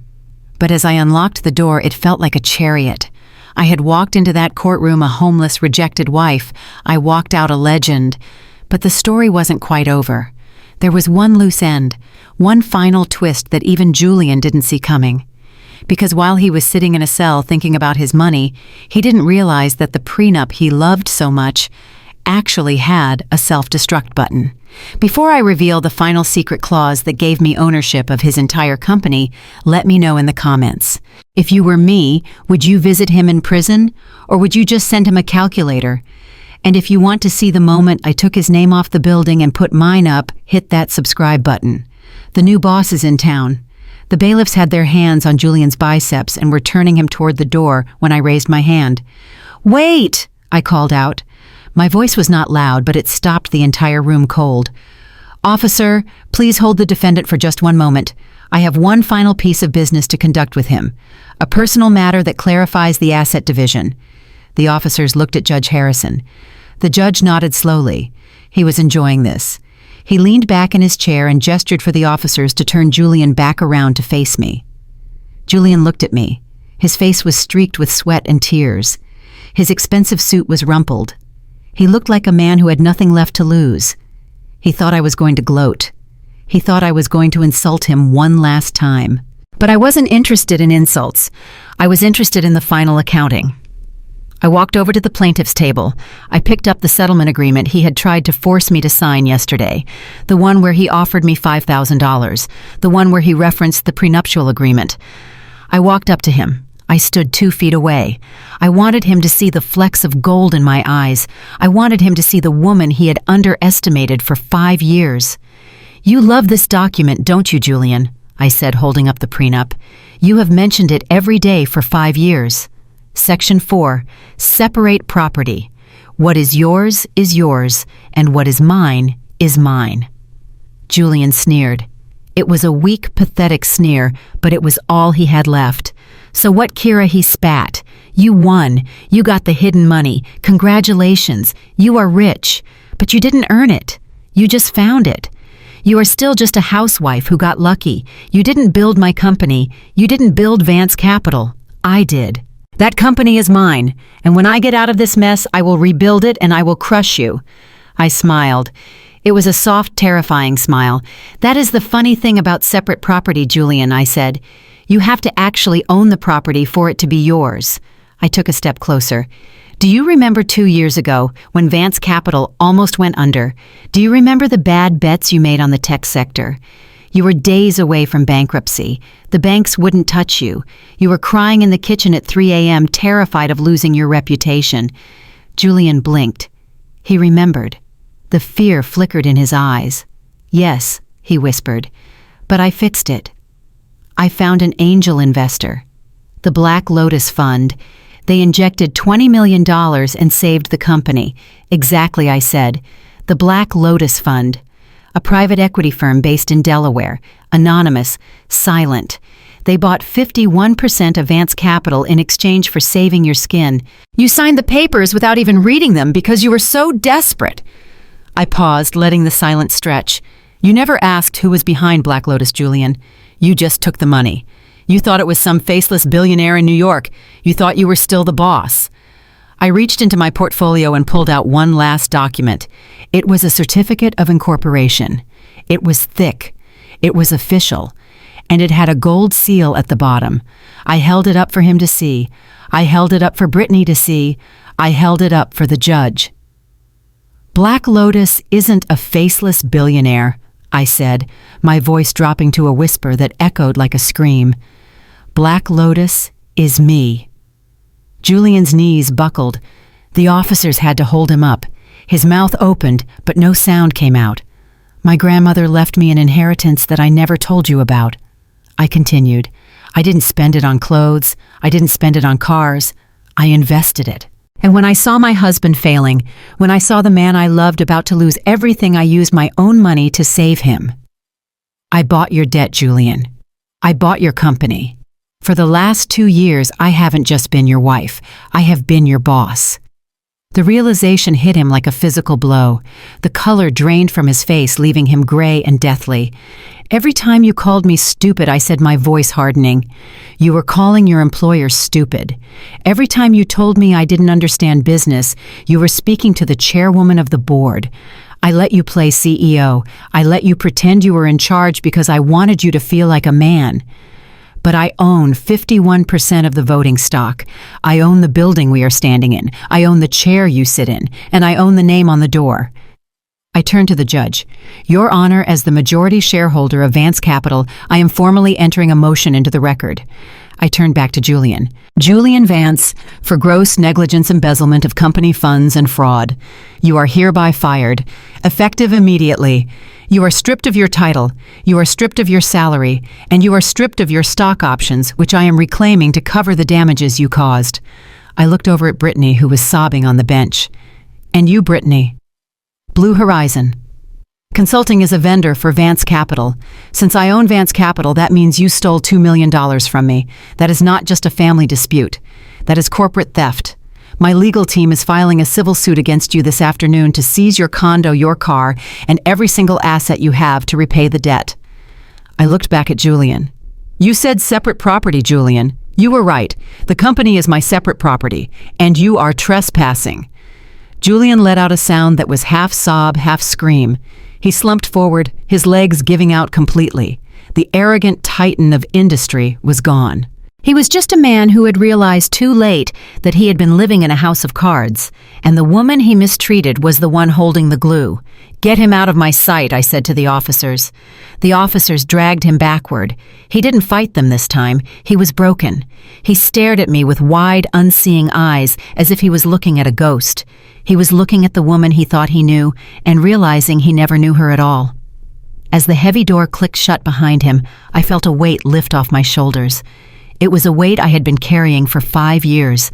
The weight of his ego, the weight of his judgment, the weight of hiding my brilliance to make him feel secure. It was all gone. I turned to the judge. Thank you, Your Honor, I said. I believe we are finished here. Judge Harrison looked at me with a mixture of awe and respect. He closed his folder. Case dismissed, he said. And Ms. Vance, good luck with the company. I have a feeling it is in much better hands now. I gathered my things. I didn't look back at the empty plaintiff's table. I didn't look back at Brittany. I walked down the aisle, the sound of my heels clicking on the floor like a victory march. I pushed open the courthouse doors and stepped out into the blinding afternoon sun. The steps of the courthouse were crowded. The news of the arrest had spread fast. Paparazzi were swarming at the bottom of the stairs, cameras flashing, microphones thrust in the air. They were waiting for the scandal. They were waiting for the crying wife. They were waiting for the victim. Instead, they got me. I stood at the top of the stairs for a moment, letting the breeze catch my hair. I took a deep breath of the city air. It smelled like gasoline and freedom. I walked down the steps. I didn't hide my face. I looked directly into the camera lenses. Ms. Vance, is it true your husband stole $10 million? Ms. Vance, did you really fire him in court? Ms. Vance, what are you going to do now? The questions rained down on me, but I didn't answer. I didn't owe them a story. I had already written the ending. I walked past the news vans, past the shouting reporters to the far end of the parking lot. My old Honda Civic was parked there, a symbol of the life I had pretended to live. I walked right past it. I stopped in front of a black sedan parked in the reserved spot. It wasn't a rental.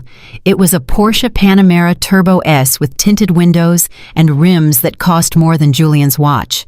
I reached into my bag and pulled out the key fob. The lights flashed. The engine purred to life with a low, aggressive growl as I approached. I opened the door and slid into the leather driver's seat. It fit me perfectly. This was my car. The car I had bought 2 years ago and kept in storage waiting for this day. Waiting for the day I could stop pretending to be small. I tossed my thrift store blazer into the passenger seat. I didn't need it anymore.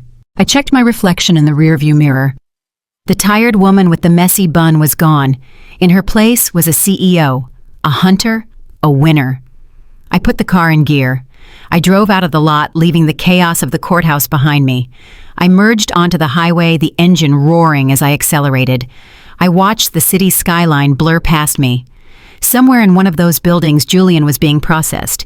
He was trading his Italian suit for an orange jumpsuit. He was trading his corner office for a concrete cell. And I was driving toward the skyline he used to think he owned. My phone rang. It connected to the car's Bluetooth system. The caller ID said unknown number. I pressed the button on the steering wheel. "This is Vance," I said, my voice crisp and professional. "Agent Vance," a deep voice said. It was the director. I assumed the operation was a success. "Total liquidation," I replied, merging into the fast lane. "The subject has been neutralized. The assets are secured. And the company is under new management." "Excellent work," the director said. "The Treasury Department is very impressed. They have never seen a takedown that clean before." I smiled. "It was just basic math, sir." "Listen, Keira," the director continued. "We have a new file, a situation in Chicago, a pharmaceutical CEO hiding profits in offshore charities while his wife takes the blame for tax evasion.